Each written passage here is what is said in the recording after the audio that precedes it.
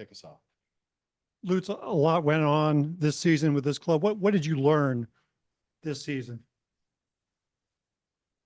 Well, first of all, I think it was a learning curve for us, realizing that nothing can go as smooth as it was in year number one. So I think we need to also look a bit into the positives and not just look into the negatives. I think I always was a strong believer that there is no good luck and bad luck in football. I thought that things are always kind of balance each other out over the course of the season, over the course of the year. That was my experience in a long experience as a player, coach, and as well as a sporting director. However, the amount of injuries we got over the season, the amount of circumstances which impacted the season. You can talk about a coaching change.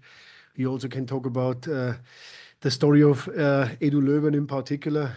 Still think as a club you do not have to deal with year in and out, or probably never again. And I think it had that impact that you realize you cannot control everything. There is moments in professional sports which are out of your control, and then you need to figure out how to deal with it, how to find solutions on the long term. Now talk about MLS, the roster construction, the salary cap does not give you the flexibility. Like, for example, in Europe, if I have an injured player or two injured players, I can react much quicker in a different way. Here you have certain limitations, which everybody has. So there's no point for me to complain because other teams also have injuries. But put that all together and throw it in the mixer. It just comes out as a very, very tough season physically, mentally for everybody involved. And as a result, we want to do better and have a better season next year, and just really hope that also a bit the fortunate part changes a little bit into our way. Some people say we overperformed last year, which I agree. Some people say which we underperformed this year, which I also agree. But the underperformance had definitely certain reasons, and we have to make sure whatever we can do internally that reasons don't repeat. But for some reasons, you have no control. And where does the coaching search stand, and how soon would you like to name a coach? We always said it's a process, so it's not you just pick a coach when you feel like it. We said we want to have a clear search case. We want to have a clear protocol how we want to go ahead. And I think we're coming now towards the end of the process, so we are not far away from making a decision. So it's pretty much around the corner, Tom. Daniel? I'm just curious, you laid out this extensive plan of how you wanted to develop from year one on. How much did that plan change, given the success of year one, but also maybe the lack of success in year two? Didn't change at all, Daniel. To be honest, it just stays exactly the same. As I said, I think in the first answer, there was already lots of part of the answer I would give you as well. Maybe you could look at it this way with a little smile on the face and say last year, everything happened a bit too quick and we had a little bit of too many good results and we ended up a bit too high because we did create a monster and we created expectations, which I remember when we spoke here like 9-10 months ago, when I said to follow it exactly the way it was, it will be close to be impossible. I didn't expect it that we will, miss out on the playoffs, because for me it was a clear indication that we have enough quality in our team to make the playoffs. And I think if we would have stayed healthy and if we would have had not that unbelievable amount of circumstances, we would have squeezed in. Would we have been anywhere close like last year? No, definitely not. But that was not the expectations I had. Looking at player material, also looking at the whole league, how the way the league develops, but we still could and should be a team which is always a contender for a safe playoff spot. I think we followed that plan through. If I remember right, my plan was the first year to learn how to compete, and the second year slowly become a playoff contender. And in year 3, we have to be a playoff team. I think we jumped step 1 and step 2, and we just have to follow that plan through. And I think everything what you saw after the transfer period leads to that belief, I think, not just with me or the players or the staff, or I think every fan out there, that we do have the quality to be much better when it comes to results than we look when you just have a little look at the table. Sometimes a bad run of results or a bad run of circumstances forces you to react. I think for me, it was very important that we have to have this reaction in the summer. So other teams normally have their big changes in January. We completely restructured our squad. We rebuilt the squad. Somehow we were forced to it because of injuries and certain changes. And I think it saves us a lot of trouble and a lot of thought for January when we're coming again into a transfer window where you cannot just pick players for free from the European market, where you tend to overpay for players, where you tend to not get the top players on the list. So I think we were pretty fortunate to go shopping. That Caroline actually let me go shopping the last transfer window, which means now for me in the winter or in January that we just have to work on smaller details, like on the big restructure like we did this summer. Next, we go to Tom Bogert. Thanks, John. Thanks for taking the time, Lutz. Just a quick follow-up on the coaching search. Would you be able to confirm or deny whether John Hackworth is among the finalists? You know, John did a great job. John showed that he's capable to lead a team, that to take over a team which was not in the best mental conditions and physical conditions when he took over. I cannot give you the list of the final candidates. The only thing I can say is that John worked hard, John worked well, and John is a good coach. And then I know you just kind of touched on it about the winter transfer plans, but with how many key additions came in the summer, you said that you're, smaller details for the winter. Is there any priorities of that you can share? Thank you. Yeah, I mean, look us what happened or watch the recent games. I think it's very easy to pick out where we still have room to improve. But then I want to also, add to that what I said before. And I think, Tom, this is a very, very interesting data point for you as well. I started with a question. How many center backs do you guess we played this season? 7. So that would be already a pretty bad number, but we played 10. Oh, I guess God. how many different backlines, back forth, we played all season? For gotta be 20, 25, 28. It was 20. And then we had a huge number of different center back pairings. So let's be fair, we know that the center backs is that strategic position which gives you a lot of good points when it comes to stability. The top teams in the world, they're sometimes using 2, maybe 3 center backs. Teams who are winning titles, they're actually using nearly the whole season 2 center backs. We never had that opportunity to get a clear stability, use our number 1 or number 2 or number 3. We traded Tim Parker, we had Joachim Nielsen out injured. I mean, if all these players would always been fit, we would have had a very solid, experienced backline. But unfortunately, we didn't have that opportunity this year. So having said that, I think you figured out where I still want to have some work done, what I still believe we need to have some adjustments done. But then again, I do hope that Joachim Nielsen, who showed when he's healthy that he's an absolute top defender, that we can keep it away and keep him healthy. I think he went through a lot the last 2 years. You signing a healthy player who goes through medical tests and everything is great. He goes for a national game. He plays against a little boy called Erling Haaland, which is unfortunately physically pretty difficult to play against. And he comes back injured, and the rest is history. So that things, again, you can't influence. But Joachim worked hard. I hope that Joachim keeps that level which he played in the last few games. And then we will see with Henry Kessler. I think we have another guy who proved that it was a good piece of business, but also a good addition to our level of play. And then we will see now what else we can adjust or do on that position. Apart from that, I'm not too unhappy. I sometimes believe the need for speed is one of my favorite sentences in football. So I'm also a bit on the outlook there to get a little bit of juice when it comes to attacking options and counter playing options. And then again, we have a big squad. I also want to add one for everybody that you have something to think of in the next few weeks.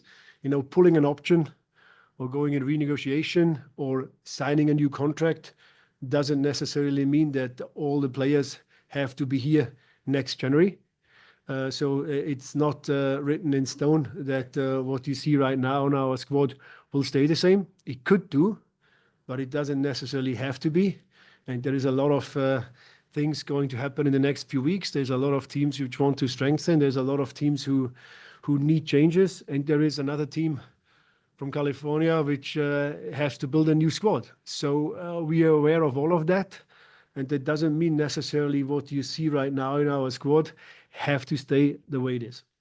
Brandon? Hi, Lutz. Does the performance of the club on the road, does that tell you anything about big picture? Is it just sort of coincidence with how the team started? How do you evaluate that and then put it into the big picture of the club? Yeah, definitely a very good question because it makes you a little bit worried looking at that, But when you say performances, I would here separate performances and results because we had lots of games. I give you the example of when we traveled to LA Galaxy, when you're leading till the 95th minute, and that's one of the best teams in the country at the moment, and we would have deserved to walk away with 3 points. But again, we concede late. We're going to Portland, which was for me one of the key games this season. We win this game. Maybe we wouldn't talk right now about the end of the season because we still will play for a few more weeks. That was the moment when we let ourselves down in the last moments. We conceded late. Were that everything away from home bad performances? No, I would definitely not say so. But we just didn't know how to manage the games. We didn't know how to close the games down. And that's something what we have to work on pre-season to actually reward ourselves with good performances on the road, but not with the right results. Justin? It's kind of touched on the expansion draft a little bit earlier, but knowing that you had so much value from the expansion draft when it was City's turn with San Diego, do you feel like you're well set up for, if San Diego comes in and decides to choose one of your players? San Diego is a team which will be structured in a certain way. So there is a lot of speculation and a lot of analyzing from our side as well what they really want to do, what are they looking at. So for us, it's right now we're in the middle of that process after we know what options we exercised, who's supposed to stay or who is not staying. Then we know now, well, who do we want to protect? Who do we have to protect? But that also depends on what does San Diego really need. It's a bit of a game of poker, So we holding our cards tight, and I think San Diego needs to hold their cards even tighter because they're doing that to 29 other teams, and in the end they're just picking not even a handful of players. So we're pretty confident that we can keep the players we want to keep here together, which would be important. And if not, then that's the beauty of US sports. That's the beauty of an expansion draft. Sometimes you get robbed for a player you want to keep, but then you need to be aware on how you replace it, and that's a fair look into that. So I'm not really too stressed right now about the draft, but you never know what San Diego really has deep in their thoughts what they want to do. And then to change subjects a little bit, the academy, the youth in this team, something that has been talked about a lot when we sat here 10 months ago, with how some of those academy players have played for City too, and also training with the first team. How do you feel like the academy players are coming along so far as well? After being really disappointed with the outcome of the first team, I think you can tell that on my face or on the way I walk sometimes that it's tough because when it comes to the game, I want to be a perfectionist. I'm a perfectionist, and missing out in year 2 in the playoffs was not that what I wanted for the club. to be honest. You know, it's a tough one also for me personal. And we can talk about all the reasons. In the end of the day, nobody asks you in 6 months about the reasons. The facts will be that we missed out on the playoffs, full stop. And that's the tough parts of the game, but that's what we live in, and that's fine, and we have to accept that. But then, you know, I'm really happy the way our academy develops the last years in the UPSL, being a national force now with the adjustment in the MLS next. I think we have some really interesting academy teams out there with really good young talents. We have nearly every 3-4 months another kid playing his debut for the US national youth teams, which is always an honor for the club, for the region, for the city, but also for the youth clubs where the boys are coming from. You know, I think it's very important that we don't forget the Lufiuses and the Gallaghers, which are doing a great job here in developing. And City 2, I mean, I think that's where we want to get to. I mean, City 2, yes, I'm definitely very happy and very proud. The mix between a few experienced players, but really young boys from the academy, homegrown players coming in and, you know, having a really good blueprint already. I mean, the goal against LAFC, Caden Glover crosses it or passes it and Mackay scores it. I mean, it's like kind of a bit of a dream for us, because that's two kids who played academy, and they do have a good impact in our setup, and literally bringing us into the semifinal of the next pro again.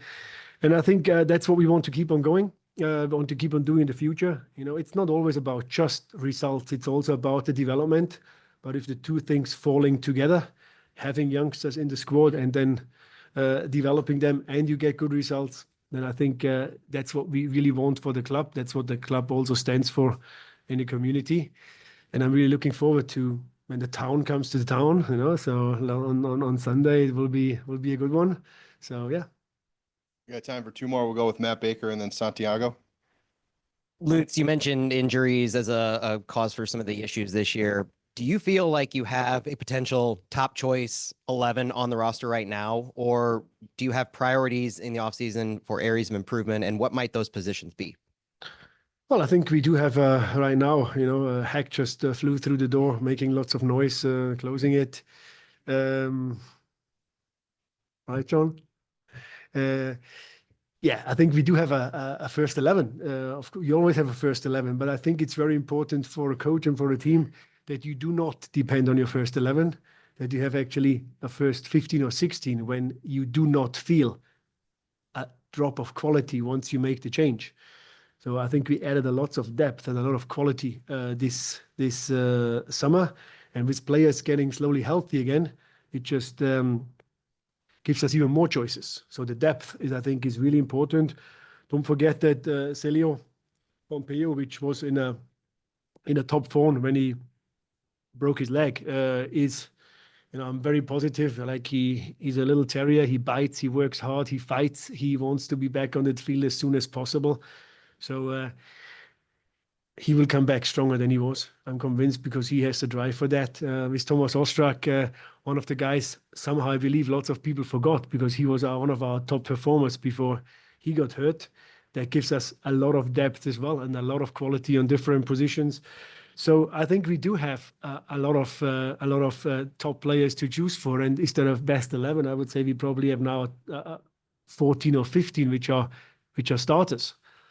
But then again, I just mentioned it before, we do still want to add this 1 or 2, I would say 2 positions for sure, and then see what the market brings. You know, again, as I mentioned, nothing what you see right now is written in stone. There will be changes, there could be changes, and then if you get rid of a player, or you sell a player, or you trade a player, then a spot opens up for somebody else. So it's I hope it will be a bit more quiet than in the summer, but you never know. Any preview of what those 1 or 2 positions might be? Well, I mean, I mentioned it to you, I mentioned it before, what we're thinking of. So I want a bit more defensive stability, and I want a little bit more speed. So it's up to your imagination to pick out in your dream team where you want these transfers to be done. And maybe you have the same feeling as I do, maybe not. Conclude with Santi. It's thinking about the summer window, how the team improved, but the end result being the team missing the playoffs. Do you think you guys should have been more aggressive back in January when you were planning for this season? No, Santi, because you cannot look into the future with injuries. You know, let's not forget we also traded players out who were starters or players who had got lots of minutes. You know, we let Sam Adeniran go. We let Daisy Jackson go. We didn't let them go for fun. We let them go for a reason.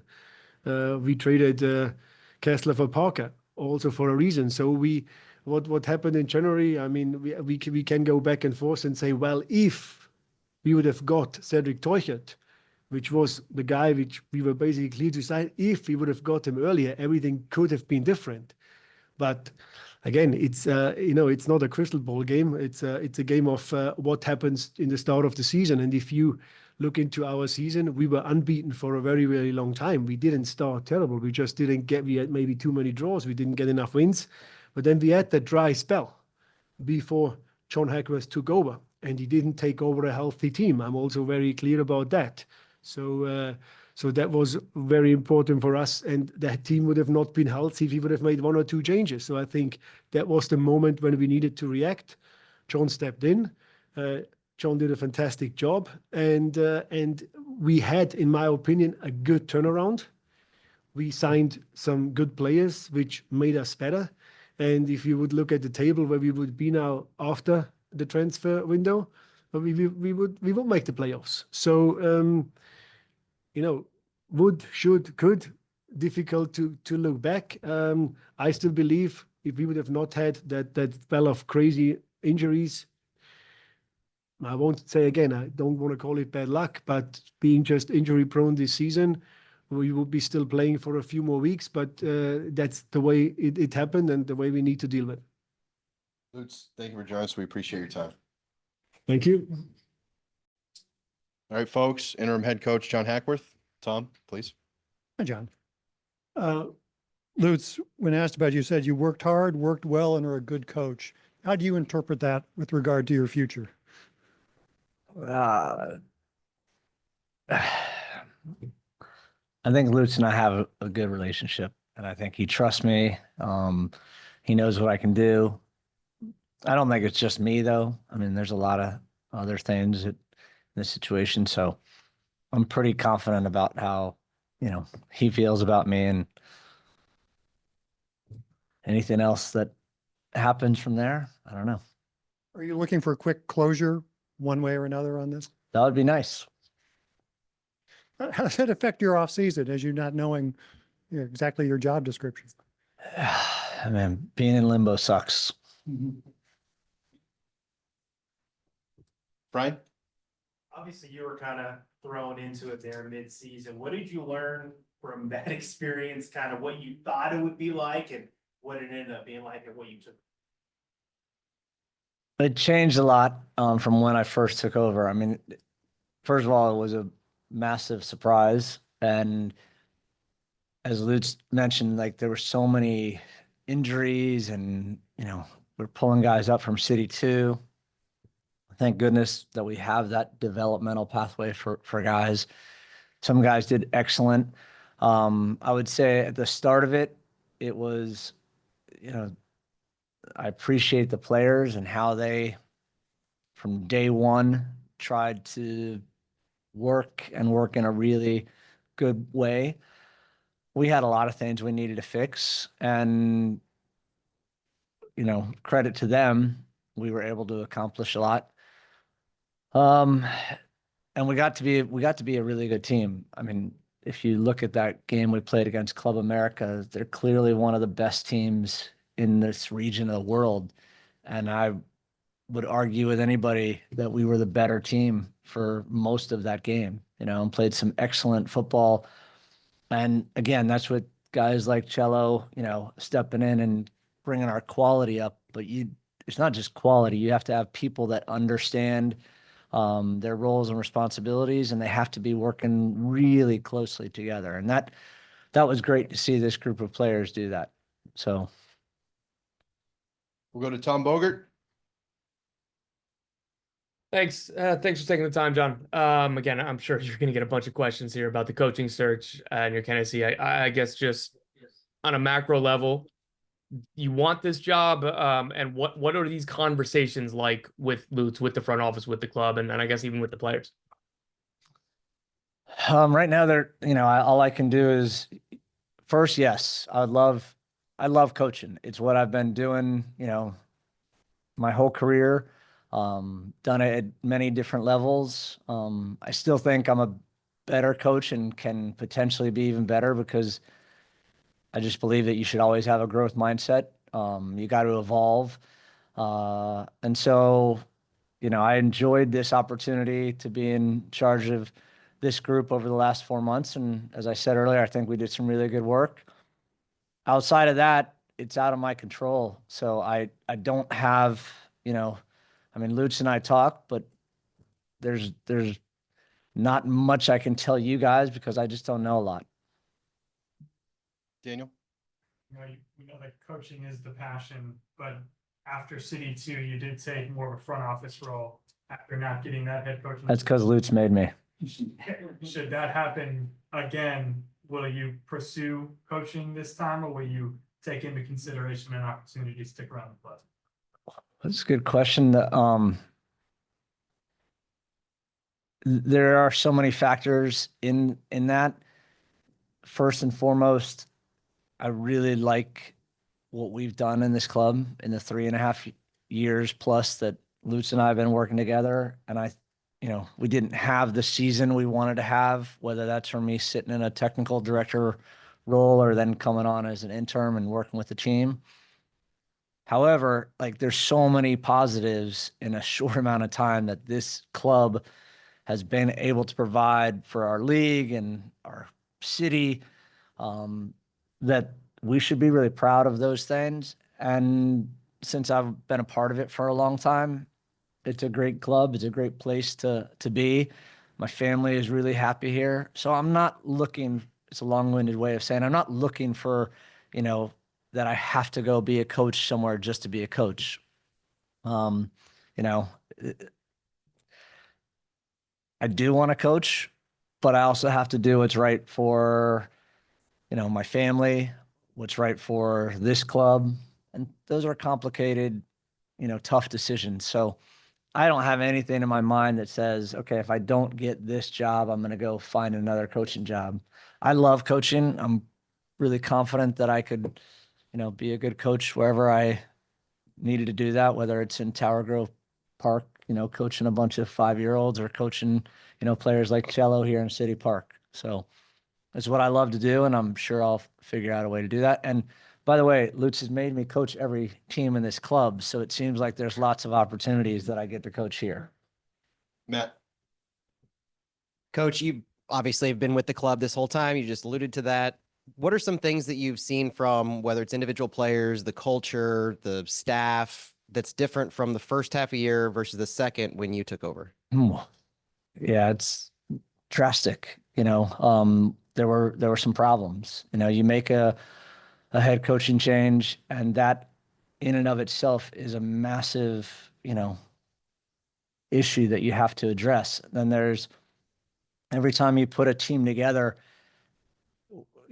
as well thought out and as well planned as you try to do it, you put 30 professional athletes in the same room, you don't know exactly what you're going to get. And so, there were some issues in the locker room for sure. And we had to make some really hard changes, before I was interim.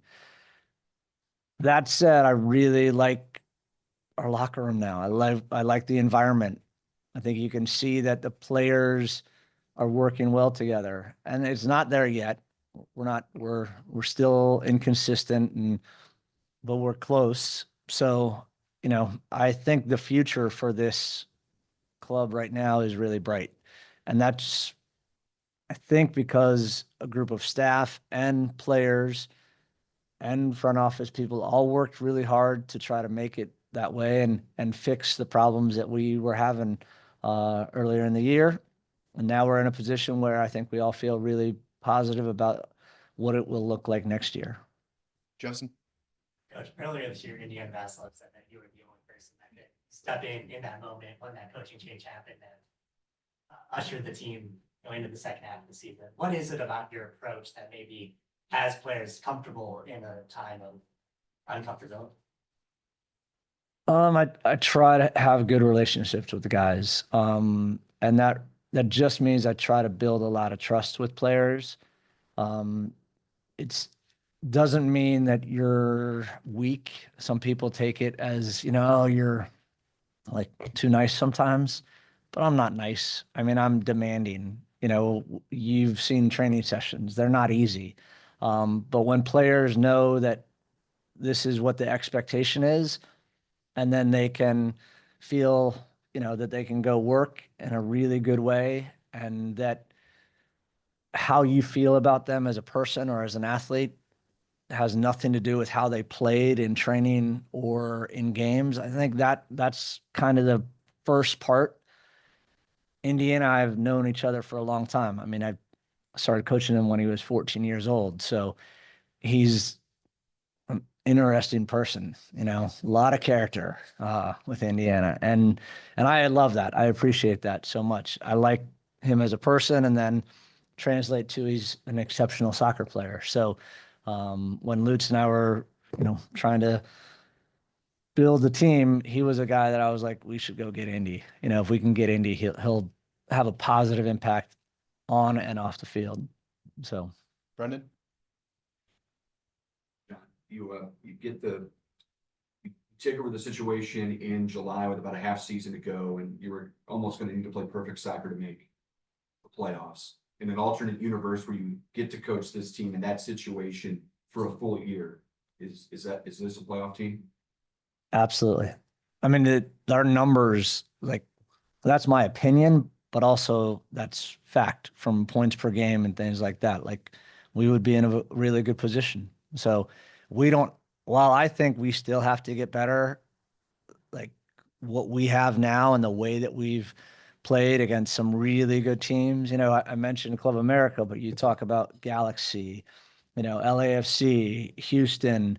We beat some really good teams, and that puts us in a position where we have to feel confident that we can go do it over the course of a year. You have to mitigate all of these other issues too. You got to try to make sure that you don't have the injury, kind of bug that we had this year. So we need to be really honest with ourselves and reflect on things that worked and things that didn't. But to answer your question, very absolutely, this team should be in the playoffs. And we'll conclude with John Lupo.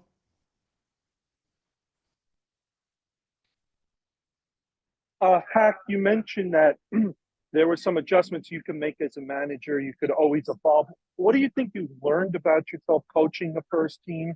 Maybe being familiar with the organization, having coached at every level. And if you do get this job next year, where do you think you can grow and you can evolve with this team, with the talent that they do have that will continue for them to have the results that they had when you took over? There's a lot to answer if I'm answering that whole question, but I'll try to make it concise. I think that we need to have a little bit more structure, both with the ball and without the ball, and exactly what we feel like we're doing best. I mean, it's when I look back at the way we lined up tactically against teams, it's a credit to the players that they could pull it off. I mean, we played a 3-4-3 against Kansas City away July 20th, and somehow we got a result. And then, other times we just use a lot of formations is what I'm getting at, and a lot of systems. And it's credit to the players that they understood, and went out and tried to execute. But I would love to have a preseason with this group and, make sure that everything that I want them to learn at the end of that preseason, they know they've been given the, structure to go out and compete against all the various teams that we're having to play against in this league. And that's something that I would love to work with this group on. I think we found our best, way to play, but it's also, in a time where we were trying to get results, we were not focusing as much on just giving ourselves the structure. So working with the staff and players and getting, it's not identity, because we have an identity as a club no matter what. We're going to press, we're going to be aggressive, we're going to counter press. But as an example, like, I thought we got much better defending in a mid block, and we got comfortable doing that. So we could adjust tactically at times, and that, using that example alone, we were effective against a Houston team that is really dangerous. Tom, go ahead. Marcel, has been like 3 months? So you've been here, right? Yeah. How's it been, and how do you feel about your decision to make this big change? So far, I like it a lot. I think we have a very good team. The city is very nice. My family feel well here, so everything is great. How eager are you to get to the next season, the way you guys played at the end here to get 2025 started? I think I'm very looking forward to the next season. I think we need now the time for the guys who had a long season to get a great recover. But I think in the preseason and in the start of the next season, I'm looking very forward, because I can see how it can be going for the next season. I think we are a much better team than where we stay now, and I hope we can show it next year. What do you have planned for the off season? I fly back actually today to Germany, and then stay with my family in Germany and Cologne, make a short vacation, visit some friends, and then I'm back in January. Santi. Marcel, you made an impact really quickly on the team, and you adapted to the league and the team quickly. What do you think helped you adapt so quickly, and did you expect to make an impact so quickly in the league? Thank you first for the words that I have a good impact. Yes, it was also my goal to come here and help the team immediately, but I have to say it's not easy to come to a new country and perform immediately well. But I have to say the team make it very easy for me. They was very open. They was very friendly to me, to my family, and if my family feels happy at first immediately, then it's easier for me to perform. And that's in the end, it was everything outside from the pitch was going very well, that I can perform on the pitch. Knowing the team basically needed to have a perfect end of the season when you came, did that put more pressure on you? Again, please. Knowing the team had to win a lot of points and basically have a perfect end of the season, did that put a lot of pressure on you to perform? No, pressure on me not, but I think of course it's good for the team when the results are good, and it's also easy for me to come in the team when the results are good. And I think even when the new players are arriving, me, Sedi, Simon, and Kes. So I think we all of us had a good impact. Also, Yannis had a good impact on the team, and I think all of us do it very well. I think we are a very good team in the whole squad, and you can see it in the Leagues Cup when maybe the new players are coming, that we played a very good Leagues Cup, and also then when the restart of the regular season was, I think we make a very good job. Of course, we have to improve something a bit on the field tactically, but I think I'm very confident to say that we will play a much better season next year. Justin? Marcel, for you personally, coming from Germany, where the season is quite different, the travel is quite different, to MLS, where obviously you come mid-season, but it's a much longer season, much harder travel. What were some of the, I guess, challenges that you noticed that you maybe weren't expecting with the league? I think the most hardest things in change to Germany are the away games, for sure. That you have to fly 4 hours maybe to LA with the time difference what you already had from Germany to St. Louis, and then you have also two hours more. I think these are the hardest points to deal with when you come to the MLS. And of course that you in Germany you have like 2 breaks in the season. You have the summer break and the winter break, and here in America you have only the off season, and after that you don't have that much breaks anymore until the end of the next season. So I think this is also hard for the guys, and I think you need you have to be mental very strong to go to the end. from just like a physical recovery standpoint, is it more difficult on those long away trips to just like get back into the swing of things? Yeah, I think the away games are the most hardest part to deal with. The flights, what I already said, and the time difference again. These are the hardest parts. Brendan? Marcel, from your arrival to what you see now, where do you think the team improved the most from when you first stepped on the training field with the fellas? This is hard to say because I can't say anything how it was before. I can only talk about when I was here, and when I was arriving, I see a team that was completely intact. There was a good mood on the field, and the locker was a good mood. So I find a very, very positive vibes in the team. So I can only say something about that because I was not here before. What could be a final piece then that could fit into this group and make you guys even better for next year? I think this is also hard to say because I was not here when the guys was starting the season. I was coming in the middle of the season, and you can see, I think I heard it also from in the team, that we play now a much better football from behind on the field, and also defensively we are tactically better than before. I think there's things where we got better so far when I was here, what I heard from the team. And I think for me we have something to improve. We have to have a great preseason to learn more to play with the ball and stay compact, and how we want to press. I think we can do it. We can see a much bigger impact on the field from everybody, and but also we can do it a bit better. We'll go to Matt Baker and wrap up with Matt Racchio.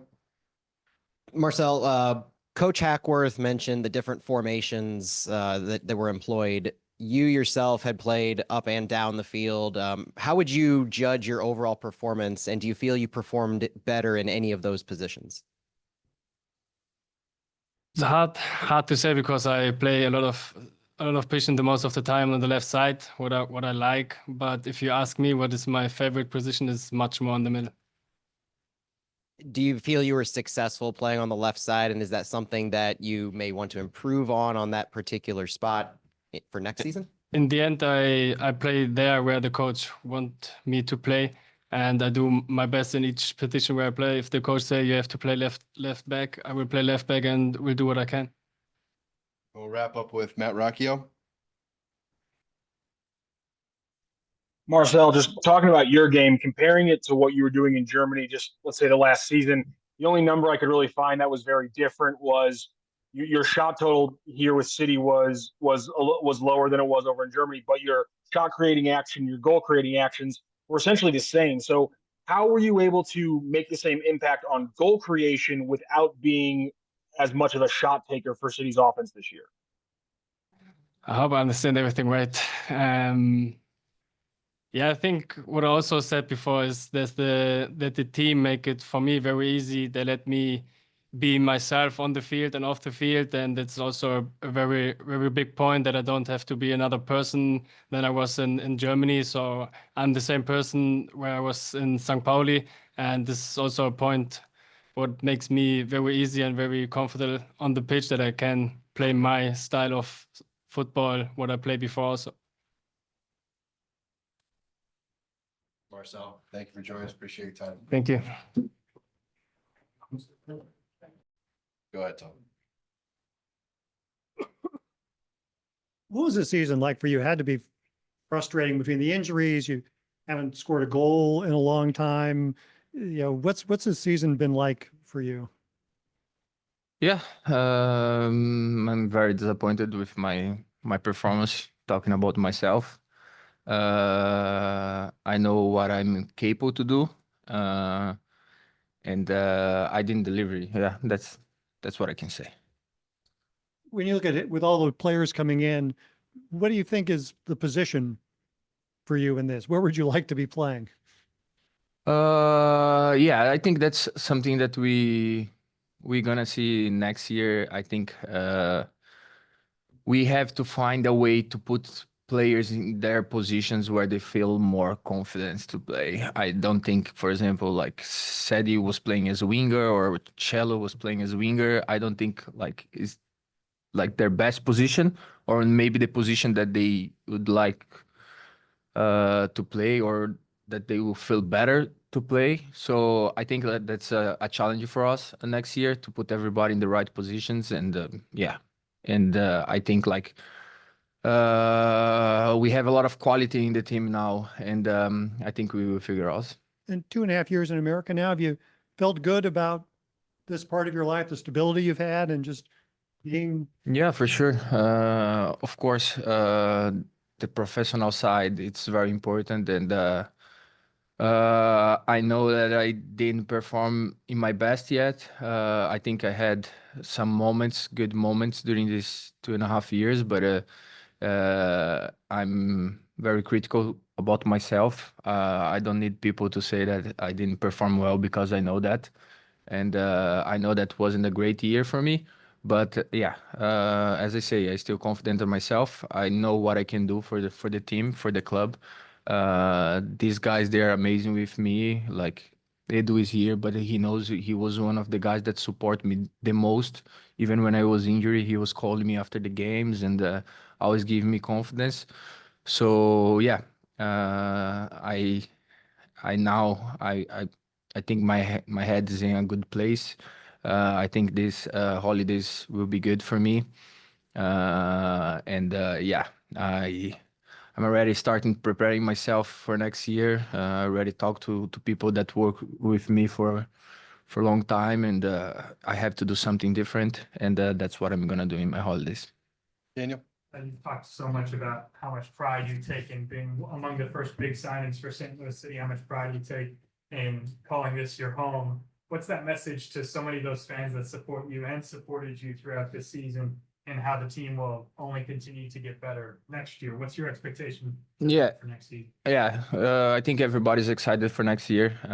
What we show now since Hack took over was good. I think like we would be like maybe fourth or fifth place in the league with points. So yeah, everybody's really excited. I want to also give back all the confidence, all the kindness that the people in St. Louis gave me. I still have one more year. That next year it's my last year of contract. Of course, the club has option, but yeah, I have to show why I'm here. I have to show why the club signed me. As you say, it was one of the first signs. I know the club trusts me, and the club has a lot of confidence in me. So yeah, I have all the support that I need. It's just on me now. Feels like next season's a big season, both for the team and contractually for a lot of players individually. How much does the coaching decision play into that factor? How involved are you guys in the potential of having a new coach, or maybe keeping coach out? I think the only thing that we can do for a coach is give our best every single day. That's not a decision that we are involved. So yeah, I think it's pretty clear that Hack helped us a lot.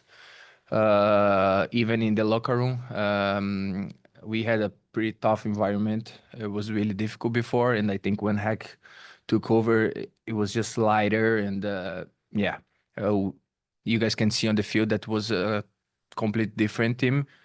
So that's, I think that in my opinion, that's the only thing that we can do. That's decisions about contracts, about who is staying, who the club is taking options, or who is going to be the coach. It's not on us.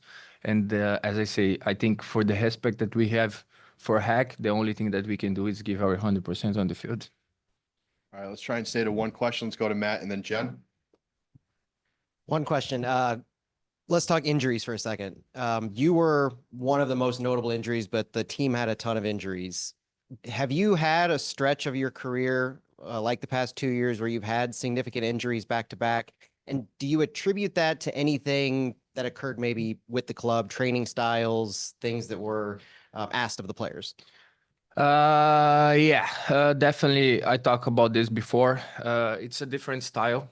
I don't want to blame anyone. I don't want to blame the style of play or style of training, but definitely it's a complete different way how they do the things here in America.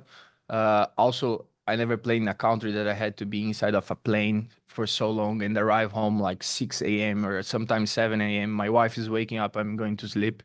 So that's something that it's also difficult in America. But yeah, in Europe, like we were not training as much in the gym how we doing here. That's something that we already talked a lot about it, and that's something different. I'm not saying that this is what's causing injuries or not, but it's just like something that's different, and your body, it's normal. Like if you are in summertime, you go to the wintertime, your body has to adapt. So this is just something different that we have here. But yeah, I think it's on us as well, like to figure out a way that you can take care of your body, that you can recover well, and then be without injuries. Klaus, I want to go back to the goal. This is going to sound really familiar to the question I asked you in your player profile. Go back to goal scoring. I get it. Nines, score goals, haven't scored goals. It doesn't feel good. Can you take credit for the goals you created? I mean, you've got two players in here where when two players are marking you, they're not paying attention to Edward Leuven, who's outside the box, and we know we should not leave him unmarked. He can score. Simon Betcher also gets maybe not paid attention to when Joao Klaus is out there and you're also working against the ball. Can you take credit and be proud of the contributions to the goals, even though you didn't score? Yeah, for sure. I think that's one of my qualities. You guys know that I'm not a normal nine that stay in the box. That's not something that I enjoy myself as well doing that, just staying there. So yeah, Simon, Edu, like one of my closest friend in the team, Simon, we talk every day. We drive together for training. I always tell him like, if you guys scoring, like if the team is winning, it's enough for me. Of course, also I think for us as a player, like we want to contribute for the team. Otherwise, like you just feel that you are not helping, you feel that you are not part of the team. Especially my position, of course, as a nine, I know I have a lot of responsibilities to score goals. But yeah, I'm very excited for next year, and I think it will be a great year for us. Justin, Brendan? Joe, your injury recovery coincided with summer transfer window and just a lot of new talent, especially at the attack position coming into the team. Did that help your recovery as you're coming back up to speed to have so much competition for your spot and play with those attackers? I think, as you say, competition is good for everybody, makes everybody better. We don't think about that. We have a good locker room. We enjoy to be together. And yeah, we just try to do our best. Doesn't matter who is playing. If I'm playing, I'm 100% sure that if I score a goal, Simon will support me. Like when he's playing and he score, I will support him 100%. So that's what type of locker room we have. And I mean, competition is just good to make us better, but it's not something that will bother us or like make some troubles in the locker room. And Klaus, you mentioned the atmosphere around the locker room got maybe a little lighter midway through. Do you credit Hack for that? Do you credit any of your teammates? How do you feel like that came about around the time of the coaching change? For sure, the new guys, they arrived and seems like they are here for years. Great guys, great characters. Of course, this helped, but I think also Hack has a big part of that. He's a guy that is here from the day one. He knows everybody. He has a great relationship with everybody. So yeah, on the field, outside of the field, he helped us a lot, and we appreciate this time that we had with him. So yeah, as I say, the decision who is going to be the coach next year, the club will decide. But yeah, I want to say that I enjoy a lot to be with Hack this last month. Klaus, thank you for joining us. Appreciate your time. Thank you, guys. Enjoy your holidays. Go ahead, Tom. Anyway, just when you look at both on and off the field, this has got to be been the toughest season you've ever had to go through. Yeah, for sure. Obviously, it was a really, really weird season. Already the beginning of the season, I came back to the States, and then 3 weeks later, I had to leave to Germany for the green card, and it took way longer than I expected. And I ended up missing the preseason, and then yeah, obviously that with my wife, and then injury and everything. It was a weird season, and it was definitely a tough season for me. But yeah, it's okay. And we can see how much better this team is on the field, but how much better is this team off the field right now? Yeah, I think a lot of moves have been made, and I think a lot of conversations have been made within the locker room with a lot of guys. There was a lot of problem solving within the group that we had to do, and I think the locker room is very, very different for sure. And I mean, you can see that in the last couple of weeks how we played and also how many games we won. So. Yeah, what you see in the locker room, or what you guys don't see in the locker room, you see it on a pitch. You can tell if it's a functioning team or if everybody is doing his own thing. Ryan? Being a guy that was here from the beginning, how much more passion that make you get this back to where the club can be, should be, and really has been for the last year? Yeah, I mean it's really hard to compare the first year to the second year because there's so much euphoria, you know, and there's so much, I don't know, the teams didn't know us, and there was so much excitement and everything.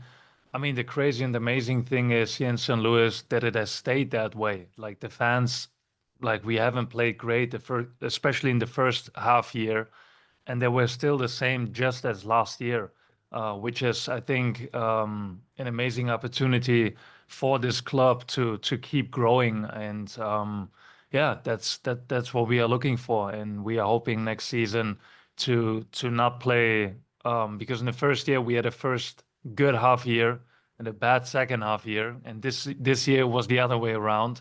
So hopefully next year we can have a consistent, really good year. Daniel? And it's oftentimes in those really difficult moments that you yourself have the opportunity to self-reflect and really think about the circumstances of your situation. I'm curious, in that time when you were potentially reflecting, did it offer a perspective on maybe your decision to come to the States, what you wanted your future to look like? Did your outlook for your future change at all during the really difficult time when you were thinking about it? You mean now in terms of what was going on? Personally, professionally, your decision to come over here, did anything change? No, nothing. I would have done nothing differently because, like, as I said many times, for me, it's all about God's guidance in my life, and whatever He wants for me and wherever He wants me to be, there I'm gonna go. And St. Louis was the way to go, and it doesn't matter. Like even what happened to my wife, as I said many times, we can also be joyful in midst of the suffering through God, and that's how we view it. And I mean, what we have here in St. Louis is really unique. So when I said many times that this has become a home for us, then I really mean it. Because, like, for example, in the past, when the season was over, the next day I was gone. I was gone. I was with my family. I was on vacation, and here I'm gonna stick around for a while, you know, because like there's no reason for me to immediately be gone and be everywhere and travel everywhere, because like St. Louis has become a home, you know, for multiple different reasons. So we are very grateful that we can be here, part of this club, part of this city. So I wouldn't have done anything differently. Justin, then Brendan?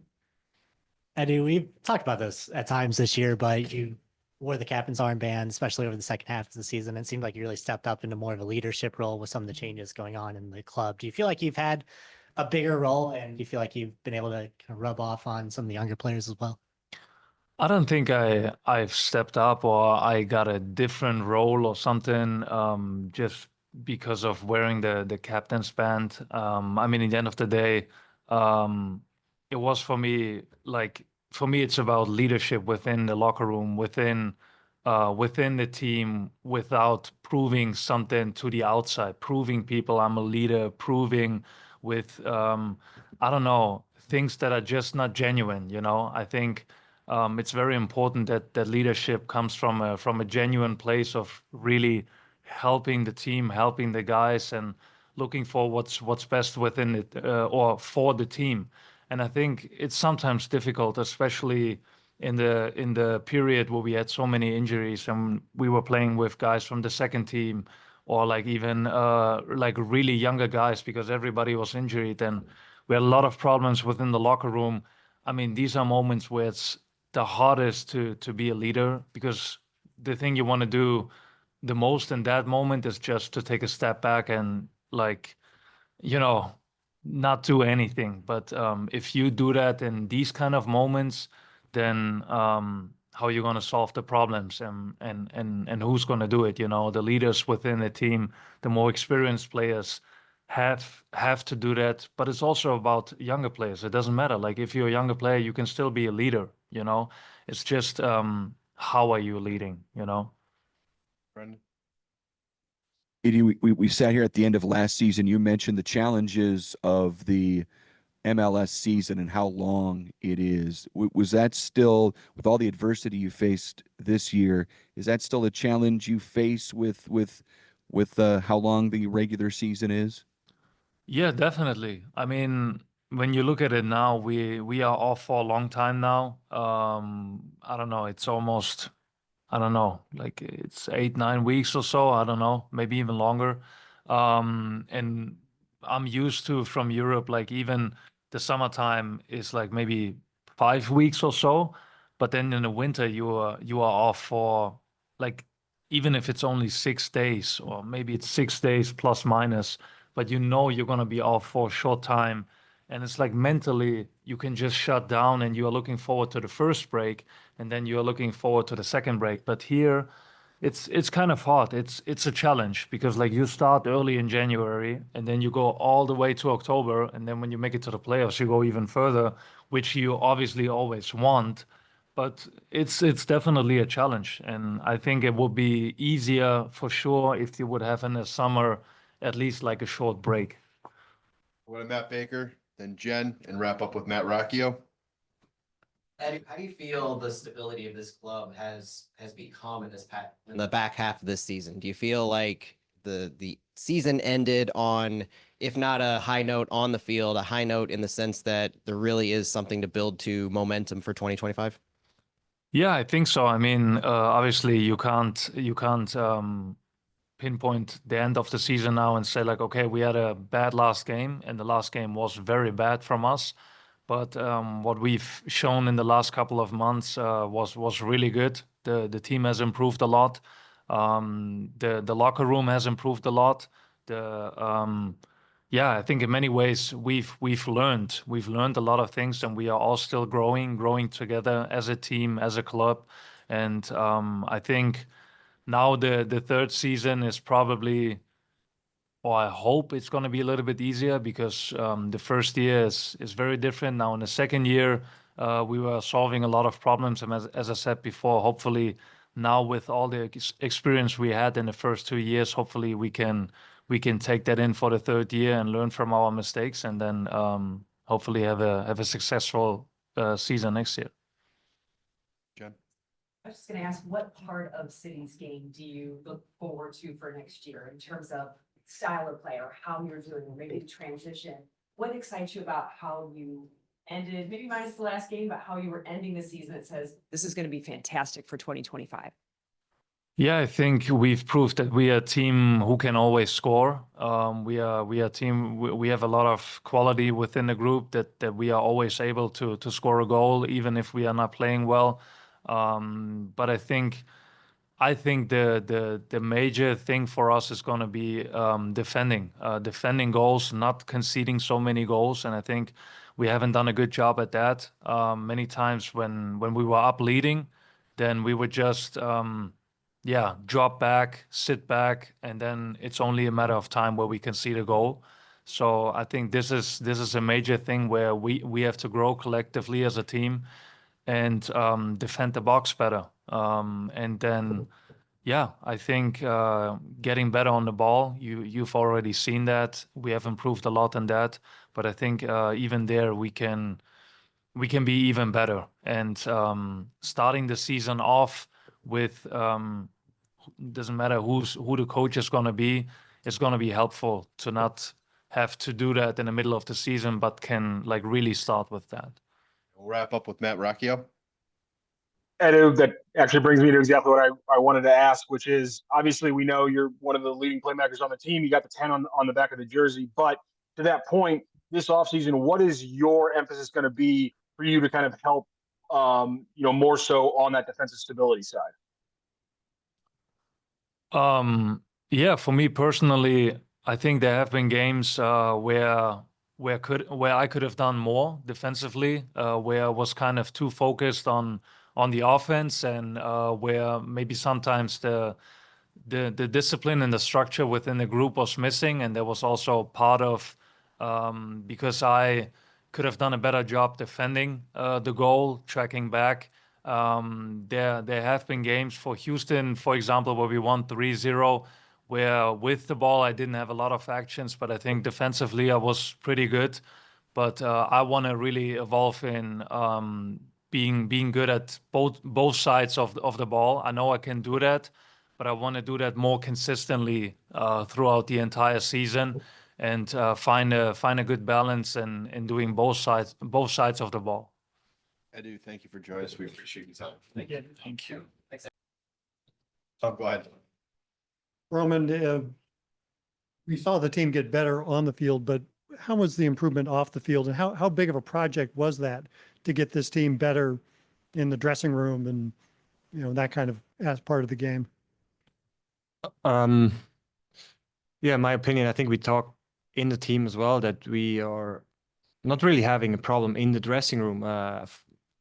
What I, on my perspective is like that we are too nice, sometimes with each other, and that we need to have a little bit more emotions during training and in the games, just that will to defend and taking the duels personal, that a guy is not, for me, example, I just, oh no, this guy is not going to score on me, to have that mentality, or this guy is not running past me, he's not going to dribble me, that's what I think we have to improve, or we improved already. And but other than that, I don't see any big problems that we have in the locker room, or that we had to take care of.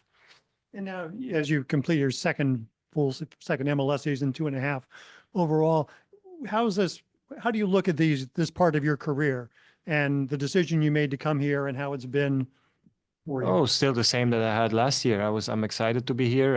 It's fun. I have a very nice team around me, all good guys, and I love coming here, coming in every day. So that's the most important thing.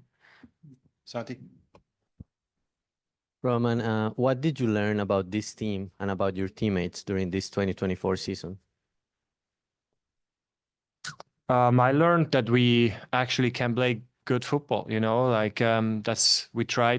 changed some stuff under Hack, and I think that's not just for me. I think every player was a little bit like, oh, I can do that, once it worked out, you gain confidence and you try it again and it works out. And I think we played really good football, and that is one thing that I learned about the team. And the other is, like I just said, we are maybe sometimes a little bit too nice with each other.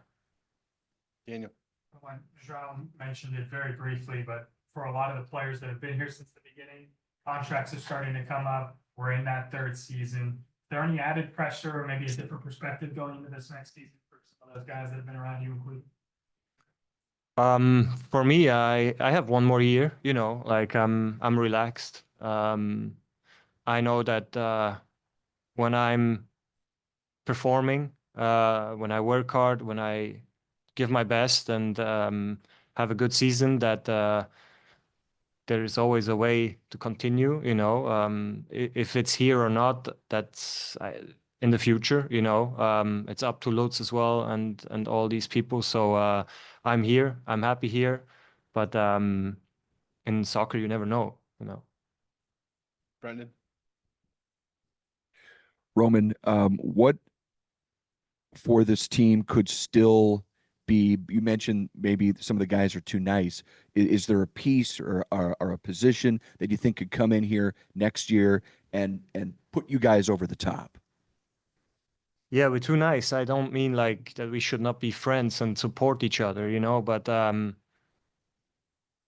I can say an example from me. When I was not playing, I didn't want the other goalkeeper to do well, I had that mentality that, hey, I hope we win, but he makes a mistake. you know, like I wanted to be on the field, and I try to give everything. I try to come in with my mentality. I try to be the best in training and just have that hunger to win every game. Is it in training? Because in training, you show the coach if you want to play or not, if you have the quality to play. And so for me, training is same important than games. And I think that's what I'm asking for a little bit more. Once the training is done or the game is done, we can be best friends and whatever. But on the field, it should be, I want to win. We'll go to Matt Rocchio, then Justin and Matt. Roman, obviously, we've already heard a lot of people talk about the increase in the defensive stability. Obviously, I'm sure you'd be a big fan of that. So from somebody who has a much different perspective being behind the back line than anybody else has, what are the biggest improvements this team needs to make defensively before the start of next season? I think it's not just the back line. I think I heard what Edu said before, like that we are defending as a team, you know, like it starts up front. And I think we improved. We have a way better structure when we press or when we are playing against the ball. And then obviously box defending, you know, like it's still, that's what I mean with like that have that mentality to, oh, this guy is not getting past me, or I'm just going to clear the ball at whatever it takes, you know, like sometimes I think we are a little bit too careful in the box, which is okay because, no, I'm not saying that. There's often 50-50 decisions that are difficult to make a call or the right call. So just box defending in general to be better in that. Justin. I'm kind of touching on something similar. When Lutz was in here earlier, he mentioned that City had 10 different center backs, 20 different backline pairings this season. How difficult is that for you communicating with that backline when it's such an ever-changing cast of players? Yeah, it's not that big of a deal for me, to be honest. But you just have to get to know each other. You know, if this guy is he more playing safe? Is he dropping more? You have all kind of different styles that players play. So, but in a game, I think with communication, you can do a lot. Then it's just about confidence as well for each of every player who's playing in that position, you know, like, and I think that stability, these changes sometimes because of injuries they are not easy for a team, you know, like usually you start with a back line, and this back line is going to be, if they're doing good, they're staying together, and you go through bad phases with them, you know, but they're staying together. And we just had not that opportunity to do that, like I said, sometimes because of injuries. But I hope we can have a solid back line next season. Matt? Roman, earlier this year, you talked to us about your progression when you have the ball and your distribution. You look high and then you kind of work your way back down. How do you feel that the team has grown in their ability to receive your distribution throughout the season? And do you feel like that's in a good place, personnel and tactics going into next year? Yeah, I would say I always have an option to play. Sometimes it's not about the other players, it's about my quality, how I play the ball. You know, sometimes it was not good enough. And but I think in the last two games against Houston, I had one where Simon ran into the space where I was able to play the ball to him, and we had a chance out of it. Against Minnesota, I had a ball for Jello on the left side in a counter after a corner, and we were just not fast enough in that moment to help him, you know. But I think the players, they know that, you know, and so we are just trying to or keep improving in these kind of things, because I think it could be a big part. We'll wrap up with Brian. Obviously in sports, if there's something physical you want to change, you practice, you change it. As far as a mindset, it feels like a little bit different. You don't just show up one day with a cutthroat attitude, right? As a leader on this team, how do you try to get that to bleed into some of the players over time? Yeah, I think just sometimes I feel like that some players don't have the courage to say something. You know, they maybe would like to say something, but in this team, especially in this team, I think it's very easy to become a leader, you know, because we don't have a lot in the team and somebody who speaks up. And I think once that's done, you know, once you start, you will know that nobody is gonna tell you, hey, stay quiet or shut up, you know, like just we are gonna we need that, you know, we need talks, we need players who are open or brave to say their opinion, tell us their opinion, you know, or how things should go, how they see it, you know. That's important, so we can discuss and grow together. I think it's just a matter of time, and maybe next season, once they're here, maybe a little bit longer, they will start opening up. Roman, thank you for joining us. You. Appreciate your time.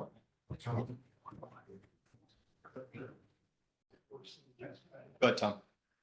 So how did you and Klaus get to be so chummy?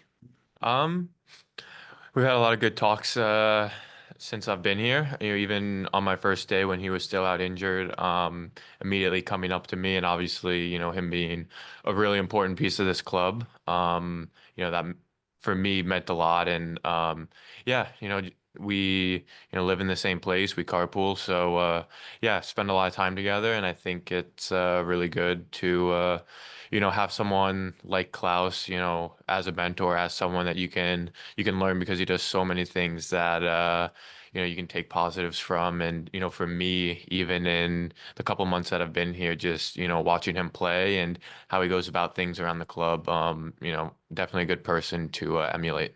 Is that unusual in your experience, as two guys that kind of play the same position to be in the thing like that? Yeah, I think it varies from place to place, but I think going through your career, looking at people who are really successful and guys that do a lot of the things right.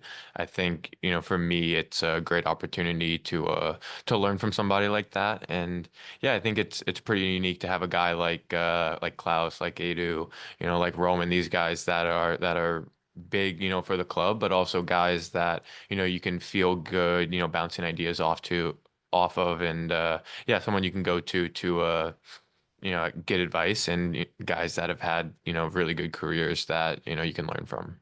Daniel? I think the relationship with Klaus is pretty interesting because he's a player who called this his home, feeling that stability, having had a career where he didn't seem to quite get his footing despite some success. You've had that early on in your career. Do you feel like you can resonate with that feeling of being home? And if so, what does that mean for your future instead of how much you want to be here? Yeah, I think coming in, it's somewhere I was really familiar to start. So yeah, that's obviously something, if things are really good on the outside, usually in work and in the club, they go well. So yeah, I think for me, obviously not fully knowing what the future holds, that's not necessarily up to me, but I think somewhere that I can feel comfortable, and somewhere that, after bouncing around a little bit, hopefully, plant some roots, and, outside of football, somewhere you can be comfortable and see yourself for a future, which is really important, again, for your career and for your personal life. So not up to me, but we will see. Matt? Kind of on that same note, Simon, what's it like being here on loan on the field? Does it feel like you're a part of the team? Is there any kind of nuance to being on loan? And how does that play into, I guess, your performance on the field? Do you feel like you need to prove yourself even more? I wouldn't say day-to-day wise there's anything different. I feel like I'm fully a member of the squad. And I think it's credit to everyone in the staff and the team. The environment they've created and the culture they've created, at this club, it extends so much more than the players on the field. It extends more than the staff, the people in the building. You can see it throughout the community. So, not even within the club, I feel part of the family in the community, and just going about my everyday life. So for me, that's something that's really big. And yeah, I think the club showed so much trust, bringing me in and, right away starting and, kind of giving me the opportunity to prove myself. So for me, it's, wanting to give back and, I think repay that a little bit, repay that trust, repay the opportunity I was given. And yeah, hopefully it's for a longer period of time than the loan suggests. But, in my mind, it's just, coming in and helping the club and the team however I'm asked. So. Justin, then Brendan. Simon, obviously you weren't here for the first part of the season, but you're coming in at a time when there's a lot of, up and down. The locker room had been through a lot this season, more than just on the pitch, but off the pitch. Do you feel like you were able to give a fresh perspective that may have helped the locker room just kind of grow? Yeah, I hope so. And, I think, every player that's in the locker room wants to contribute how they can. And I think, I wouldn't say amending, but, a coming together of the group. And I think we've had so many good additions, not only in that window, but the people that were already in the locker room. I'm sure I don't need to remind you guys that we have a really, really good group of characters and a good group of people in the locker room and in the staff. So, yeah, I think, looking at the team and everything that surrounds it, I think, hopefully I'm adding to that and hopefully I'm adding to the group. And, coming in, it was a really easy group to come into. And, like I mentioned earlier with Klaus, just coming up to me on the first day and just saying like, you're going to be a really important piece for us. Like we need you. And yeah, just small things like that, I think make this group pretty special. Brendan, then Santi. Simon, do you feel like you did your best work in the first 11 for this team, and do you think that you were able to send a message that will be that'll be a spot you have next year? Yeah, I hope so. And I think that, coming in, I felt like the best version of myself. And I felt like, there's so many things I can do to help this team. And it's somewhere that, even stylistically wise, tactically wise, it's a place that I think fits the player that I am. So yeah, obviously talking like with the club, I think there's still a lot of things I can improve on and still a lot of ways I can contribute. So from my perspective, again, giving everything I can when I'm in the 11, when I'm coming off the bench, whether that's in support of my other teammates, or, whether that's, giving everything I can on the pitch when I'm asked to be in the 11 or when I'm asked coming off the bench or whether that's in training. Yeah, just coming in and, making a positive addition every day. And when I step on the field, pushing the people in front of me and helping everybody. So. Go to Santi and wrap up with Matt Rocchio. Simon, coming to a team that wasn't having a good season, also with a lot of changes, a lot of new players, did you see that more as a risk or as an opportunity? Yeah, for me, I think obviously I saw the success that St. Louis had last year and coming in, I think, it was a really big opportunity. And I think seeing the team in the club, I think it's a place that, anyone would want to be. And I think it's a place that you can thrive. And so for me, I saw it as a big opportunity. And again, as I mentioned earlier, it's somewhere that as a player, I think I fit in really well, stylistically wise. So, when you're able to be somewhere that helps bring out your best qualities and that you can also help bring out qualities in your teammates, I think, that's where you see, players thrive and flourish in those environments. We'll wrap up with Rock. Simon, Hack talked about you guys, all the different formations you guys have played this season, especially obviously in the half season since you got here. Just personally for your style of game, I know you fit this schematically very well, but do you feel like you impact the game differently, whether or not you're playing the striker role, maybe a striker in the hole, or even outside wide, which we saw you play a little bit as well? Yeah, for me, I think I'm somebody that can be a bit of a nuisance, and whether that's going in behind and stretching the back line. So some of our more technical players like Edu, Cello, Cedric, whether they can get the ball underneath or whether that's Klaus attracting attention and me running off of him. And yes, I think for me, it's not necessarily as much of a formation thing, but more of a role and what role is needed for me in the specific game. Against Houston, I can say we knew that they really wanted the ball. And when they turned it over, we knew that we could go and we could counter. And I think both of the goals that I was a part of in that game was in that role. And I think we set up a little bit differently in other games. And I think it's not as much whether we're in a 1 or a 2, or whether it's coming off the bench trying to push for a goal or closing out a game. I think it's more so in my mind about the role that I'm being asked to play rather than, I guess, the formation, if that makes sense. Simon, thank you for joining us. Appreciate your time. Thank you, JG. All right, Tom, go ahead. Who's going? Wait, is it me? You're the only Tom. I'm going. How eager are you for 2025 to get going? I'm very excited. For sure. I think everybody needs a break. And yeah, I can't wait for the new season. How do you look now of your, whatever it's 3 months here and the decision to come and how it's been now with a long off season ahead of you? I think we improved in the last 4 months that I'm here. The team was good. Everybody was good to me, to us. The coach also, we had a good connection, I think. So yeah, I feel very good here. Justin? Cedric asked Marcel something similar, but we talked a lot about just the travel differences between the league and Germany, where you come from. Like, how hard has it been to just adjust physically to just the demands of the away trips? And I think it's hard when you fly 4 hours to LA, has different time differences. So I think the English week 2 weeks ago was for the body very hard.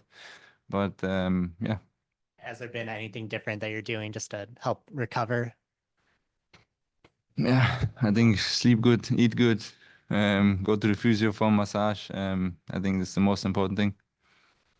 Matt, and then Brendan. Seti, how do you feel that your performance on the field was, and did you have any preference to where you played on the field? No, I think my best position is behind the striker. I like it to feel free between the lines. I think on this positions I'm the most or I'm how can I say? How can I say? Yeah, comfortable, and yeah. Brendan? Cedric, what do you think this team could still use to maybe put you guys over the top entering 2025 in terms of just somewhere else on the field? I think for the next season we have a very strong season for sure. When Tomas and Celio come back, I think then we have a very strong team. Then we have a full preseason, everybody together, work hard and start good into the new season. And I think for sure we go into the playoffs. Brian? That was my next question. How important, obviously you came in middle of the season, you had to hit the ground running. Knowing what you know now with the travel, how big is the off season going into next season? I think for us as the European players, we don't know the long break. For us, I think it's very new, but I think we talk a lot with our coaches, our staff, to be prepared for the preseason. And yeah, I say it before. I can't wait for the new season to work with the guys, with the boys on the pitch, and start strong in the new season. We'll wrap up with Indiana. Hey, Seti. Indiana Vasiliev here from St. Louis City SC. Journalism. Sorry. Next one, please. There's been talks that you're the best dressed in the changing room and on game day. Do you have any comments on this? No, thank you for this. I keep improve for the new season, and yeah. Thank you, Seti. Seti, thank you. Jack. Hello, everyone. Sorry. Hello, everyone. Thomas, I guess just to start, how are you feeling? How's your recovery been going? Yeah, I'm feeling good. I mean, I'm in the right way to be healthy, but it's still very I mean, a lot of work ahead of me. So yeah, I'm working on that.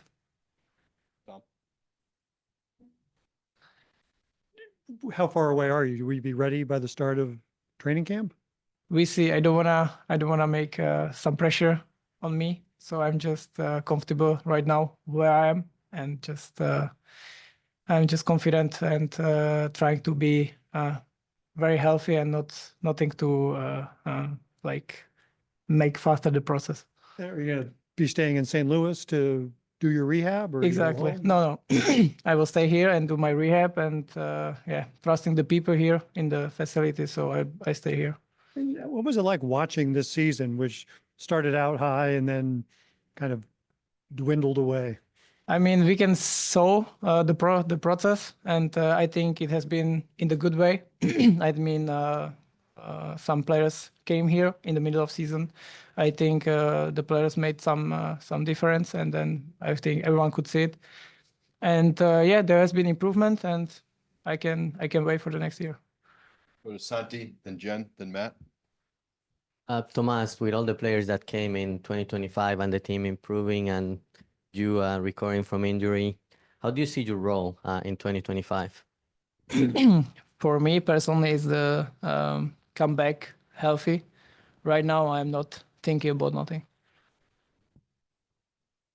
I just want to ask Tomas, welcome back. Thank and you. it was hard that you were really coming into your personal form that you had worked so hard for in year one, and then you have your injury. The physical rehabilitation I know is hard, but I think sometimes we don't talk a lot about the mental part, how hard that is. Any advice? I know a few actually injured younger players right now that are, struggling, not with the physical, but the mental part of not being in the game. What did you do to kind of stay in there and stay mentally strong? I mean, I have my girlfriend that she's helping me. I have like some friends around which are helping me as well. I mean, I have very friendly people here around in the facility. So they are helping me a lot. So I think that's the main thing that they help me. And yeah, I feel very comfortable because I felt from the first moment where I had the injury when it happened.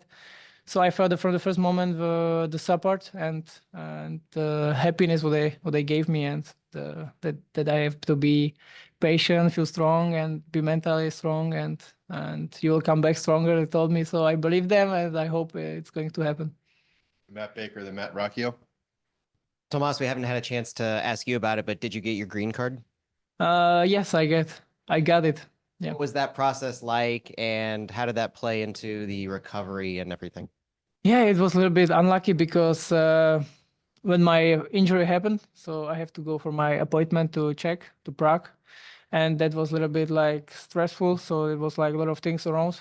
So I have to go through surgery. I have to stay for the green card. So it was a little bit stressful, but I made it. I did it. So I'm very happy that I can be half American. Matt Rocchio. Tomas, looking back at the start of the season and obviously your success at the start of the season, how much of that do you think was you just getting acclimated to a new league and a new team, after being here for a year plus, versus being in a different position and operating in a different role than you had previously? What was the balance? How much do you think each of those played into you having such a strong start to this past season? Whew, that was a long question. I didn't really understand that one. I'll try to simplify. I guess you how much of your success this past season was you just getting more familiar with the style of this team versus you playing in a different position than you did the previous year? I mean, obviously last year I played a little bit higher. So after I spoke with Bradley, so we made a decision to come a little bit lower, and I think it was very good moment and a good step for me to come a little bit deeper. I mean, for me, it was very good step, and I think I really enjoyed it, and I felt very comfortable with that position. So it was for me very unlucky that I got the injury, because I felt very good with the fitness, with the mental thing, confident, and yeah, it was very unlucky that it happened to me. But it's over, and now I am fully prepare for the next year and be strong, be stronger than before. What exactly happened? I mean, there's a story in training. So I got hit, and then somehow my tendons just pulled from the place where it should be. And there is very rare injury. Not even our physios saw it. So I think that's that's injury, like, for me, very unlucky that not even our physios didn't saw it. Yeah. Anyone else? Good. Tomas, thank you for joining us. Thank you. Thanks, Boss. Anyone else besides Tom want to start? Don't be shy, guys. No. Tom, go ahead. Yeah, what's this like for you? You'd been off for a long time before getting here, and you play a few games, and now you're off again. You got to be wishing you could be playing more. Repeat, I have to understand. You had a long break between when you last played in Germany to when you played here. Yeah. And now you've got another break It's coming up. Yeah, I mean, it's difficult because my body feels good now at the moment because I'm fit and I can play for some more months, I think. But now it's the first time for me in my career to have an off season like for 8 or 9 weeks. So I will work hard in these weeks. Of course, 2 weeks I will make nothing or just hanging around with friends, family, and just do another sports. But it's another situation now compared to Europe. But I'm ready for next year then. Are you staying here? Or you're going back to? No, I'm going back to Germany. I go to Chicago for some days with my wife and my son. But then I will go back to Germany, stay there with my family, my wife's family, and just hang out. Justin. Yeah, as to kind of touch on that, it seemed like you're really starting to feel comfortable with the amount of starts that you had towards the end of the season. How has your adjustment to the team gone, and how have you felt within the locker room? Yeah, the team is so good. Like Seti told you guys, we have a very nice team, very good coaches. Everything is good. The facility, the stadium, the city. So we're happy here. My family is happy. So everything is good. Of course, at the beginning, everything was new because compared to Germany, there's so many different things. I mean, nearly everything is different. Everything is bigger here, like everything. But now we're getting used to it, and we have a nice townhouse, and we're happy there. Also, of course, the German players like Cello and Sedi, they're important for me and my wife as well, because if I'm not at home, my wife go out with Cello's and Sedi's wife, the kids playing around. So we're feeling good there. Did you have an idea of what to expect before you came over? No, not really. But I told my agent, if there's an opportunity to go to the MLS, I want to take the opportunity because it was my dream to play in America. I don't know why, but I spoke with a lot of friends who play here. Like I have a friend in Chicago, Cichos, and he told me it's so nice in America. It's completely different, but it's nice. And I want to take this step. And for me, it was, of course, 100% the right decision. It's the right word, I hope. We're feeling good here. Matt, and then Santi. So it was your dream to come to America. You came on loan. Are you looking to stay long term? And how do you feel you've performed this year to that, trying to get a long-term contract, maybe a purchase to St. Louis? Yeah, of course. At the moment, it's a loan, but I think my agent will speak with Lutz. It's up to me. If I perform good, I think Lutz will have me here next season as well, the season after. So it's up to me. I will give my best next year, and then hopefully I will stay here. Of course, there are some more things to do about the contract and all the stuff, but I want to give my best next year, and then hopefully I can stay here. Santi? Janice, what do you think of the level of MLS so far? Good question, because I think the guys in Europe, they think the MLS is not that good. But last year I played second league in Germany, and the MLS is 100% better than the second league in Germany. Not better than the first league. I mean, you have very big clubs in Germany, but the level is very high here. I think in tactical, like defense, a lot of things are still better in Europe, but the league improve, and yeah, also some younger players coming to the MLS, not only the older players. So the MLS going into the right direction of 100%. Brendan? Giannis, would you say the MLS is it more of a physicality that makes it a challenge? Yeah, of course.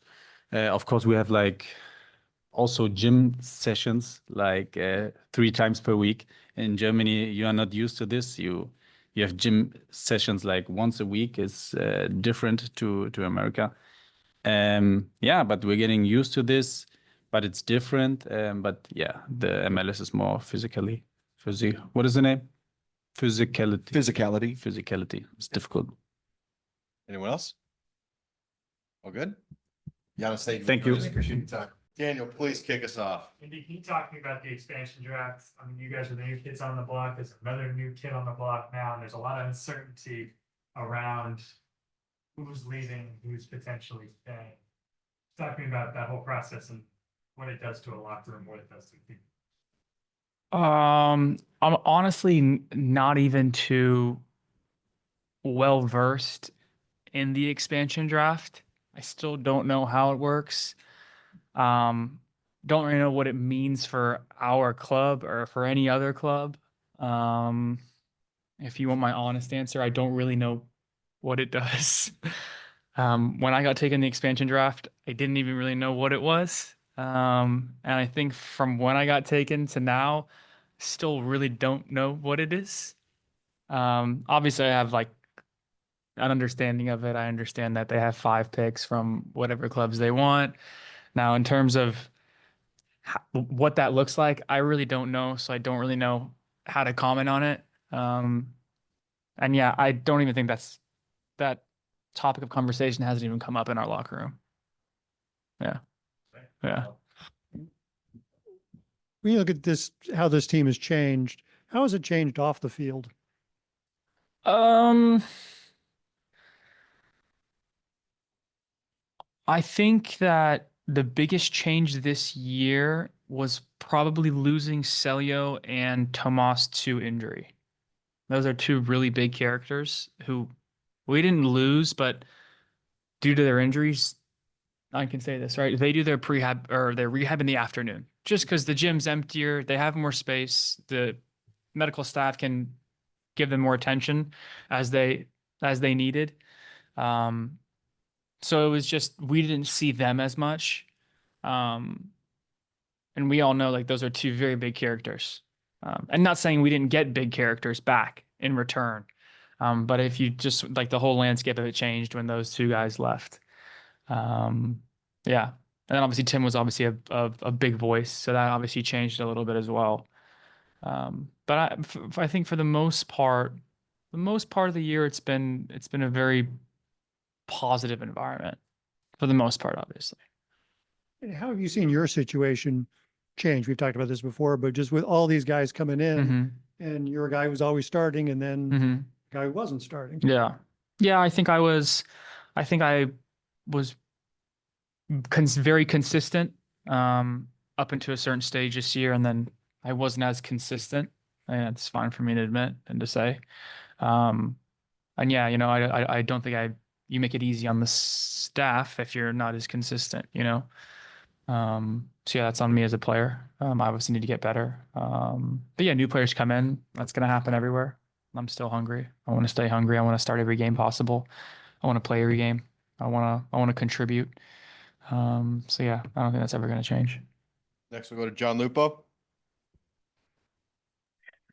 Indy, when you just look at playing under Hack, the changes that he made tactically, and also Klaus is mentioning how the locker room got a little lighter. What do you think you can attribute that to? What adjustments did he make? And would you like to see him back as manager next season? Oof.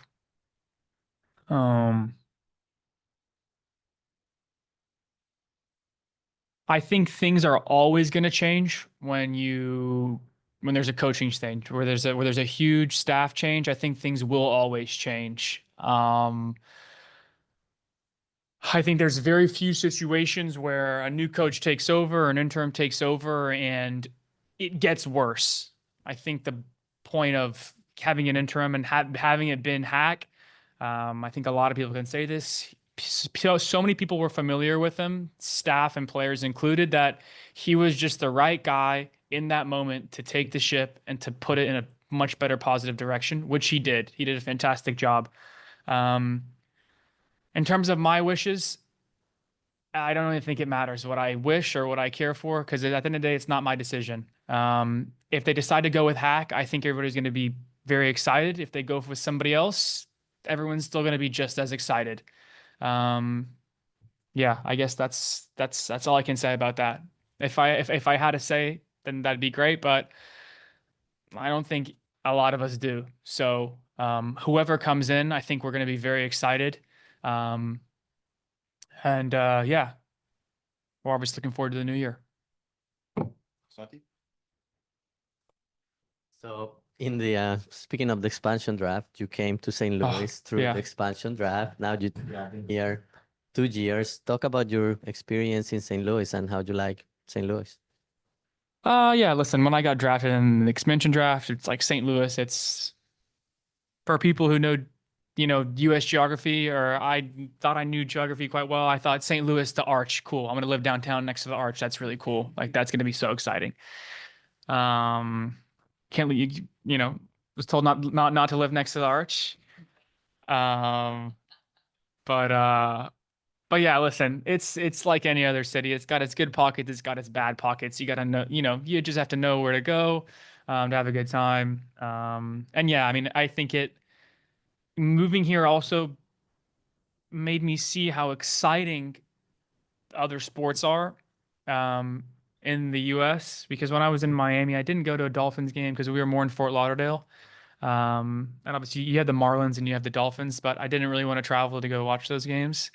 Whereas here you have the Blues and you have the Cardinals, who are so local to us. And it's such a sports town and a sports city. It's so fun to go see people support their teams.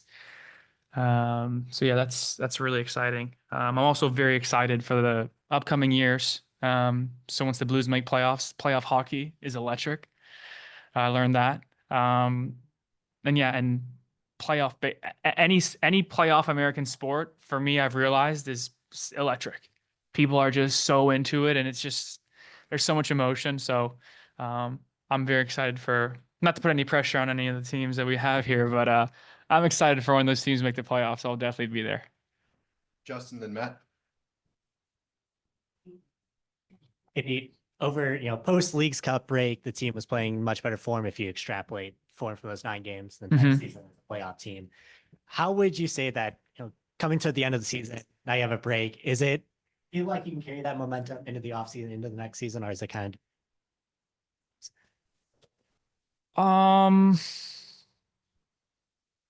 I don't know if you can say carry that momentum, just because there is such a large break, just because there is so much time in between now and the start of next season. I think what I can say is that in that period of time, we proved to ourselves yet again that we are a very good team that can compete with any team in the league. And maybe we did lose that sense, maybe just a tiny bit. I don't even want to say that. I still thought throughout this whole year that we're a team that can compete with anybody, irregardless of how results were going or what anybody was saying. Me personally, I feel like we were a team that could compete with anybody. But for the new guys that came in, they gave us a boost, and I'm glad now they can see that we obviously are a team that can compete with anybody. And then a reporter today asked Senator Twickert, if he had the best fashion sense on the team. It's a great question. Is there anything you'd like to say about that? Whoever the reporter is, somebody sign him up right now, because that is a great question that was asked. That's all I got to say about that. Yeah. So what are the offseason plans for you? Staying local, going home? I honestly have no idea. I don't know what I'm gonna do in the off season. It's long. I know that I'm gonna be running, and staying fit and getting ready for next year. But in terms of location wise, I just don't know myself at the moment. A lot of other players have talked about the long layoff. Mhm. Is there a period where players do something similar, taking specific times off and then get back into things in December in advance of training camp, or is everybody unique? And have you guys talked about that? Yeah, I think it's pretty. I think it's pretty standard throughout pretty much the whole league that you have a certain amount of time off, and then everybody should get back pretty much in the same schedule just to stay fit because I think you do need time to switch off, but it does come to a stage where too much break actually just really isn't good for you. Because I mean, I remember having breaks where I had so much break, and I'm just sitting around the house for the last 2 weeks of break, and I'm like, what am I doing? You know, like I just want to like do something. You know, like just play. You know. But I think in the same, breath of air, it is very important to just completely switch off and just completely forget that you're an athlete, forget that you play soccer, you got to go home and just completely switch off and do something completely different, find a new hobby, do something else. I think that's very important. I think mental health is very important. For most, you always have some crazies who are going to continue to play soccer and continue to run for the whole year, and they're going to just roll into the next season, and they'll be ready for that too. I am not one of those. I do need my break. But yeah, I think it's pretty standard. You have a certain amount of time off, and then everyone has their fitness schedule that they should stick to. We'll wrap with Brian. So obviously, whether it's Hackworth or a new coach, they'll have their voice with this team. But it feels like with most sports teams, the players kind of have the loudest voices. Yeah. Do you feel like this team has the right guys speaking up, or do guys need to speak up more when your guys are going through it, good or bad? Really good question. I think personally, in my opinion, we do need more players speaking up when it does get very tough and conversations we don't want to have, which happen probably in any, I was going to say any sport environment, probably in any work environment. There are tough conversations that people don't want to have, and it's not comfortable, and people's feelings do get hurt. Yeah, I think I would challenge us to have more people speak up, and more people not afraid to, not piss people off, but just say what you want to say, because sometimes that is the right thing to say. And I think if we get to a point like that, where people are, not that they're afraid or scared. That's what I'm trying to say. It's just, just say what you want to say almost, without like the fear of being judged, I guess, is what I want to say. Not to say we don't have those voices right now. I just feel like if it was more of a whole locker room thing where everybody was to chirp in, I think we'd be going in a very good direction. And I think that's definitely a culture we can create. And I think it's a culture we're definitely trying to work to create. But as of right now, I would say that we don't have that. And I don't want you guys to take this completely out of context. We have a great locker room. I'm just saying it could be better and become even better if we kind of had more voices, kind of just saying what they thought. And I think that would make us a much better team. Andy, thank you for joining us. Appreciate your time. Thanks, guys. Just casually gloss over the Florida Panthers. When you look at this season, and the expectations and how they didn't pan out, where did the season go wrong? Go bad for you guys? That's a tough question. I mean, it's a lot of things happened this season. A lot of players left us. We had a change of coach, and yeah, it's been a tough year. So yeah, where it all went wrong, I don't think it went wrong at one point. I think during this whole season, we just haven't been good enough. So yeah. What did you learn in your first season here? Long season. No, that it's not a lot of break. You play two cups and a league with 34 games. So it's definitely a lot to take on your body. But no, it's been a good year to get into that and to know that league and moving forward. I think it's gonna get better.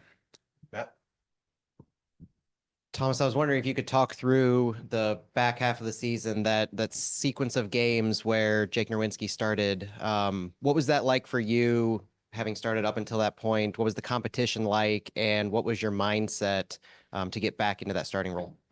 Yeah, I think I came off a couple games where I was mentally fatigued and I knew about it and I felt it and yeah, Jake's been playing good all year in training. So yeah, when he got the chance, you could see that he was good to go and yeah, I think for me personally that competition sparked something that I needed at that time and yeah, looking at the last 3-4 games that I had, I think I was starting to come back to my level again.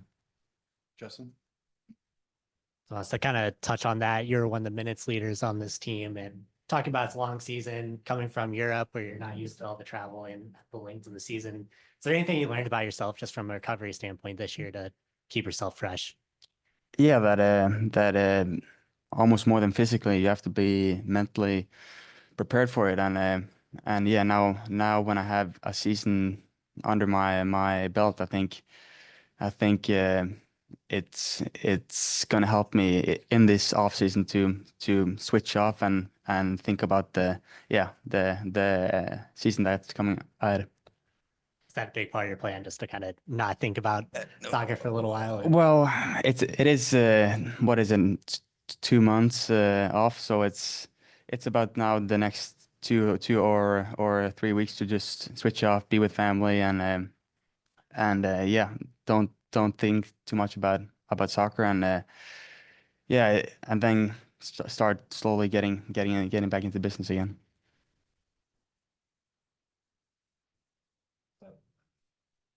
Thomas, you mentioned mental fatigue mid-season and also mental preparation as being very important. Can you share how do you mentally prepare for games and for the season? Yeah, I mean, it's it's uh, it's something else being out on the field for 90 minutes, taking all these different decisions, and it almost takes more on your mental than on your physical fatigue, and when you do this for 35 games without any break, of course it's gonna at one point catch up to you. So yeah, I think it's something that I wasn't aware of coming into the season, how tough it actually was, but yeah, going into next season, I think that's gonna be a main focus. Go to Matt Racchio.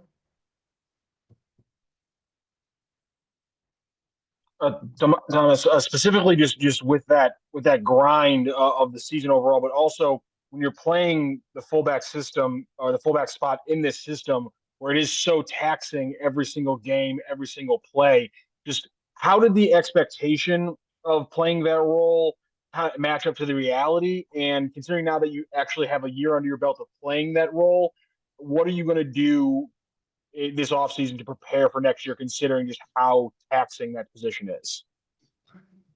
Yeah, I think physically it's super demanding and yeah, playing all those games definitely puts a lot of grind on your body, but yeah, I think it's more about being smart when how you play and against different opponents in this league. You know, you have wingers that sometimes likes to cheat on the defense and and you have to be aware of that and control that.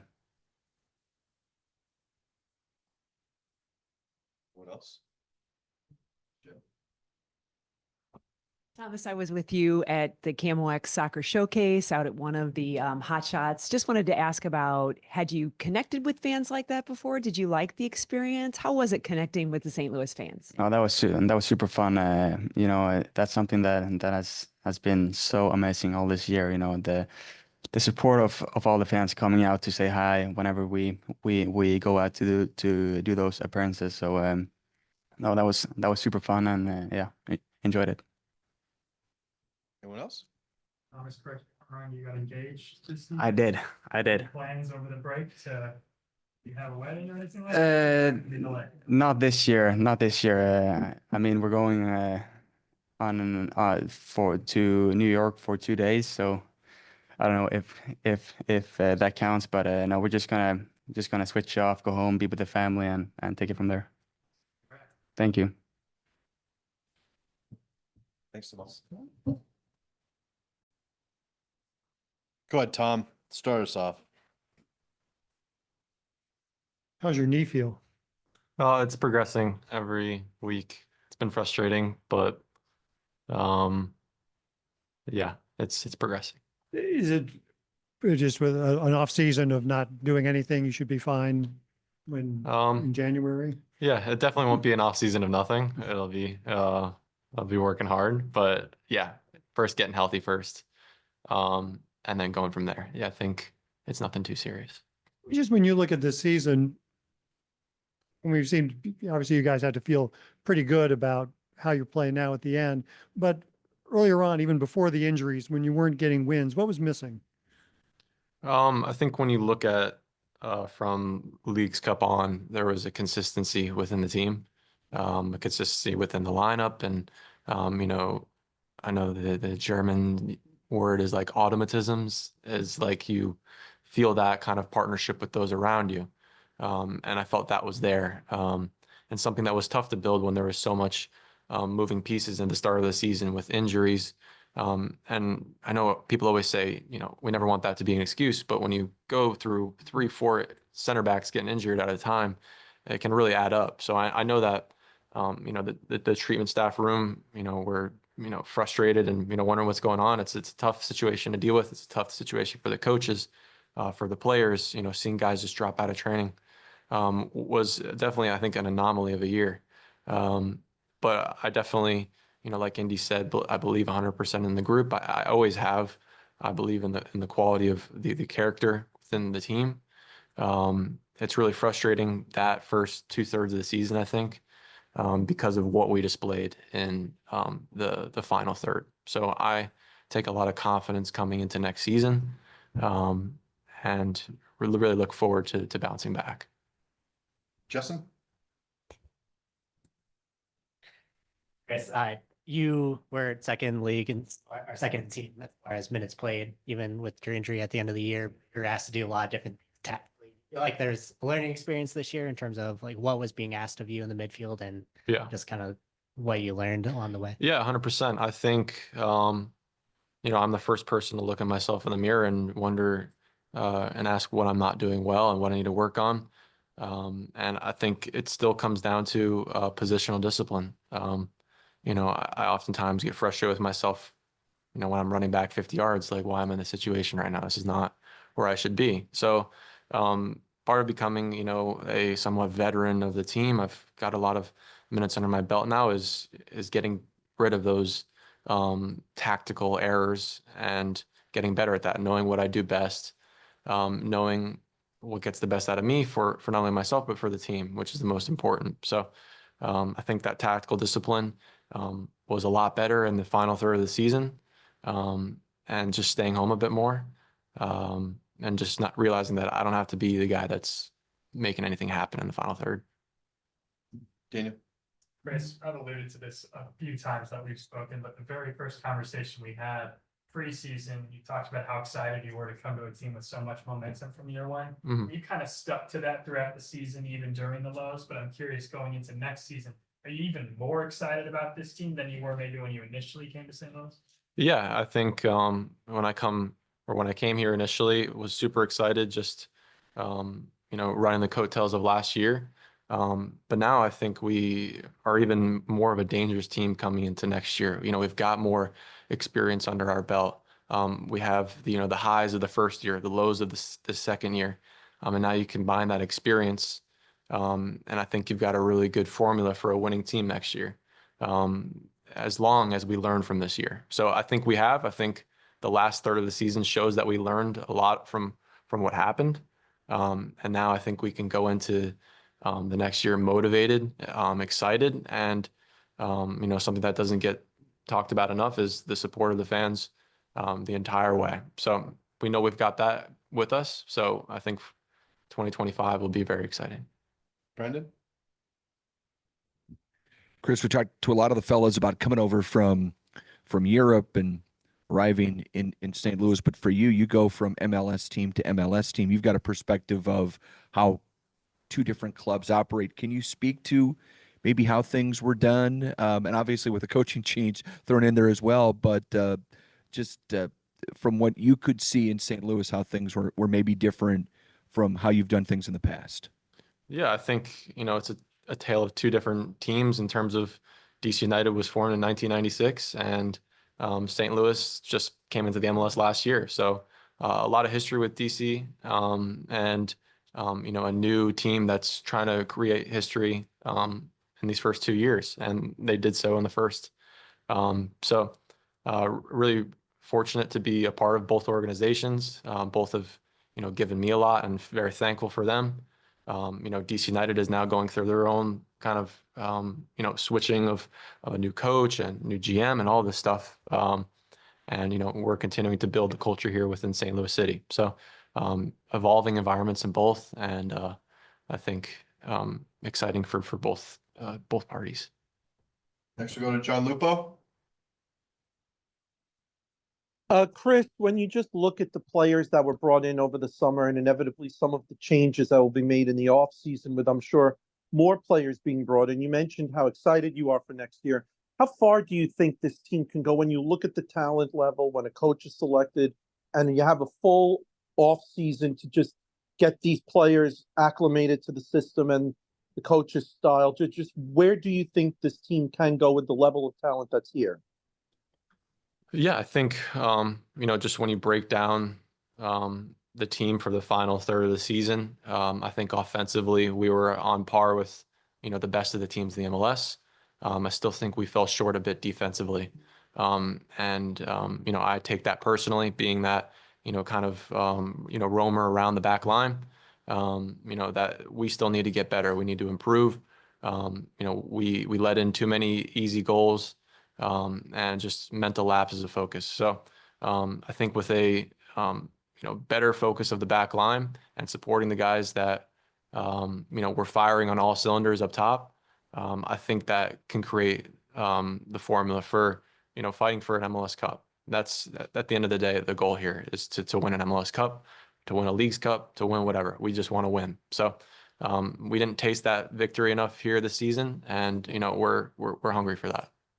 We'll go to Jen, wrap up with Matt Baker. Chris, I feel like when we talked the very first time I met you, you talked a little bit about your dad being maybe an anchor for you, a mentor, and helping you through your journey of soccer player, which have highs and it has lows. You're kind of in one now, recovering from journey. Is that still the case with your dad? And I would be remiss if I didn't mention your wife, who's a high-level soccer player herself, how those kind of people in your life help you through keeping you either grounded or pumping you up when you need to. Yeah, 100%. It takes a village to, like they say, to raise a kid. It takes a village to support a professional soccer player too. Just the highs and lows of this, endeavor or our profession is tough. But I've got photos that I'll cherish the rest of my life of winning a game or scoring a goal and going over to my dad and hugging him after and just being like, that's a moment that I'll remember for the rest of my life. So my grandfather recently passed, and he was like my dad, supported me, through everything. So I can remember that too. So just, I've got a great support system.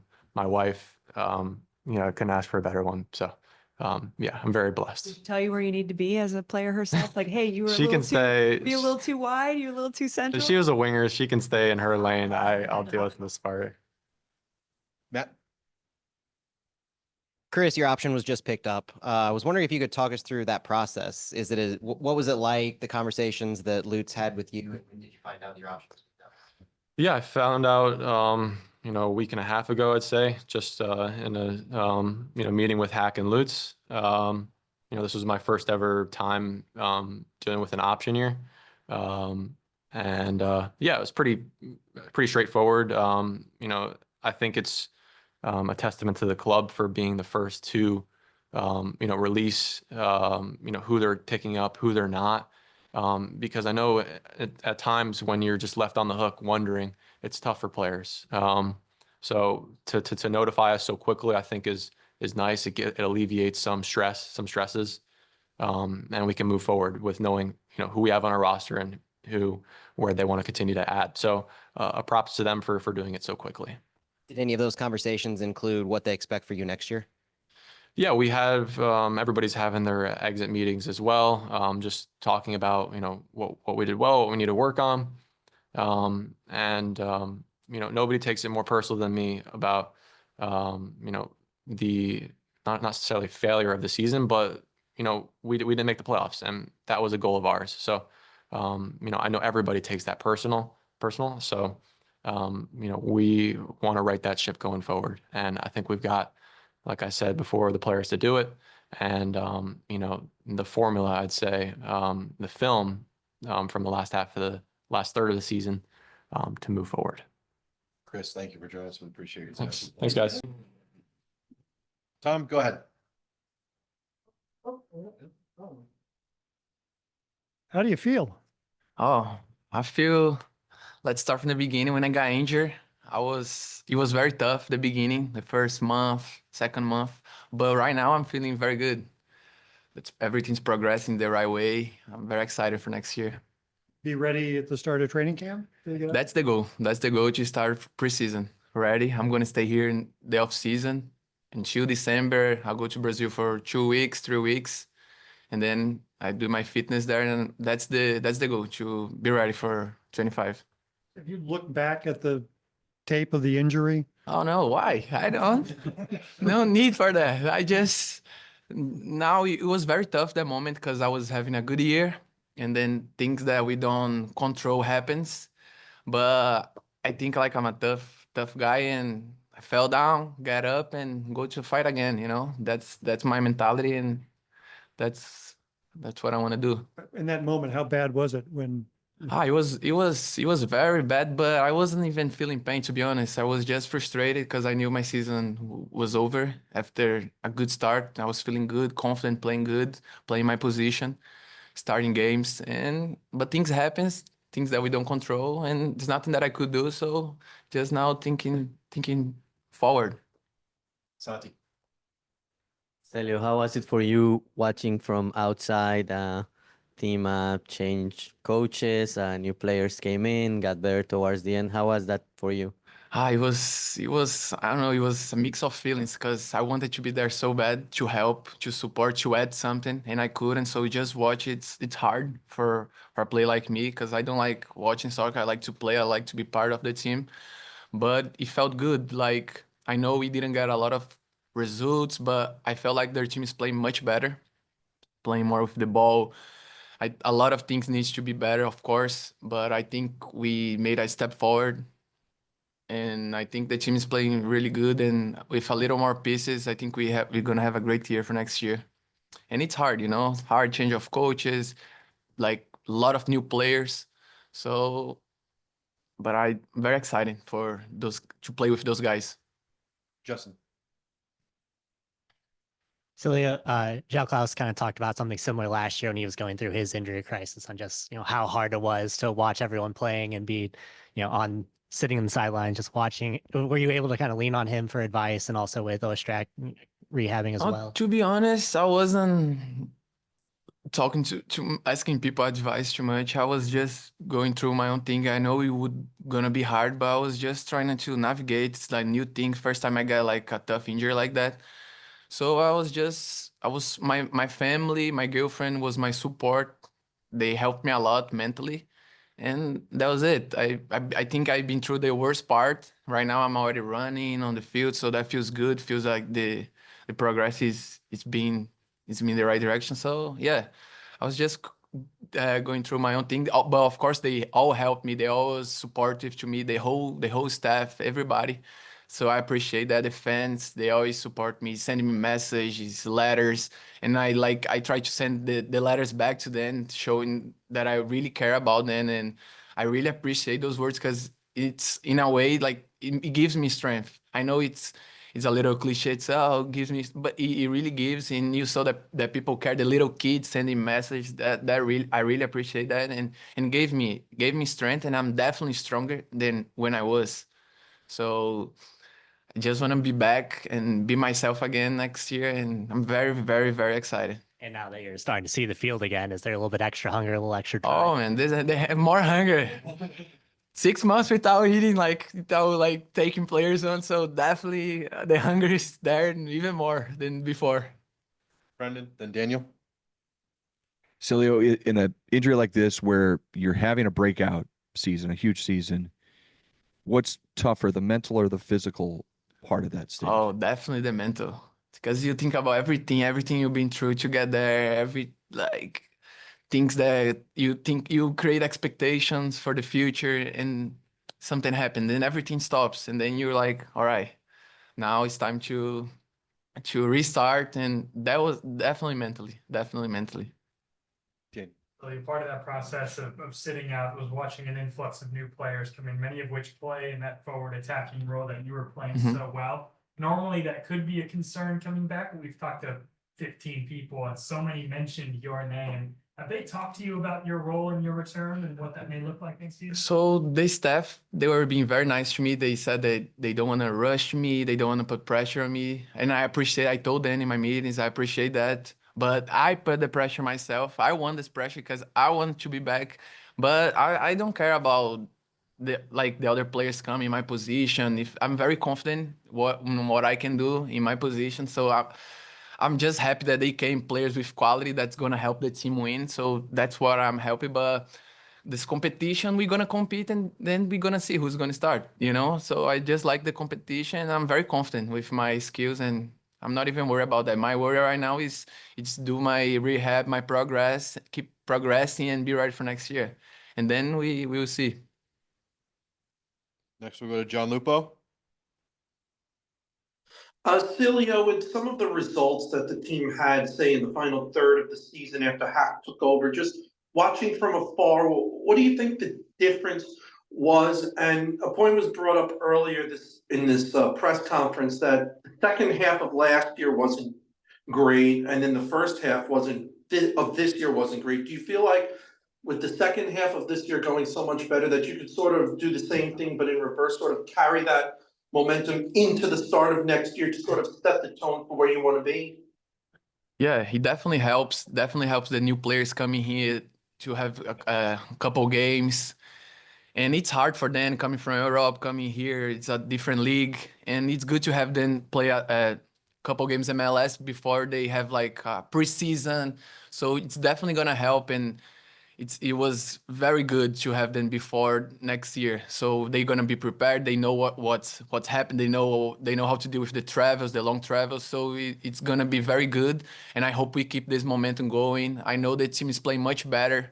Of course, a lot of things need to be better in terms of defensive shape without the ball, but I already see like a lot of watching from outside the improvement with the ball, moving the ball. We have a lot of goals already, so it's just exciting for me, you know. I'm just excited to add myself in this squad, and let's see what can happen. And I see like a team that can go to the playoffs. Time for one more. Have it.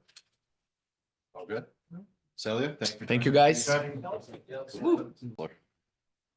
ahead, Tom. I just want the record to reflect that we've had 14 people come through here. Henry was scheduled to be at 1:30 and it is 1:29 by my watch. So I just want to acknowledge the excellent planning JG that you have done.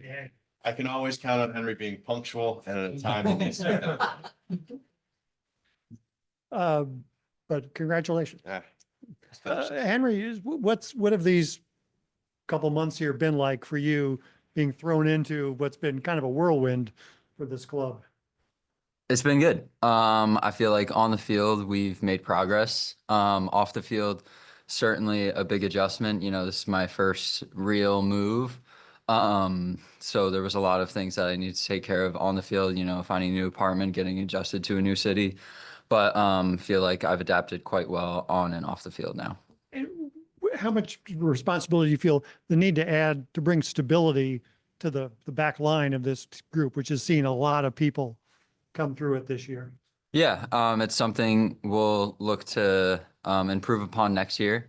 Try to find more stability, as you said, more cohesion. It's definitely an area we can improve upon. So that's something we'll look to focus on next year. Matt? Henry, you mentioned this was your first big move. Talk about the adaptation to St. Louis coming from New England on the field. So you said off the field, look interested in tactics, formations. How quick were you able to get up to speed? And do you feel like you ended the season in a good spot? Yeah, I feel like the two teams don't play too differently. So coming here, I feel like the tactical orientation wasn't drastically different. So I felt like I was able to adapt pretty well. I think the Minnesota game didn't go so well, but I still feel good about the spot that we're in, despite, that result not being good and not being a good performance. But I like the direction we're headed in, and I think we'll build upon that starting in preseason in January. Daniel? Pressing from the front, back post defending was a big talking point, and then you just mentioned kind of that general cohesion. Is there one thing about the defense in particular that will be a focus in the offseason, or is it really just a combination of everything, or just getting the same back four there for a while? I think it's more the latter, like more general good defending rather than things in particular. Sometimes it's just individual mistakes as well. So I think it's just more a general theme of defending properly rather than certain specifics. Justin? All right, Henry, coming into the team when you did, there's obviously a lot of flux in the locker room and everything this season. Did you feel like you could offer maybe a fresh perspective to a team that might have been needing it in that moment? Right? What was the word you used? What word did I use? Sorry.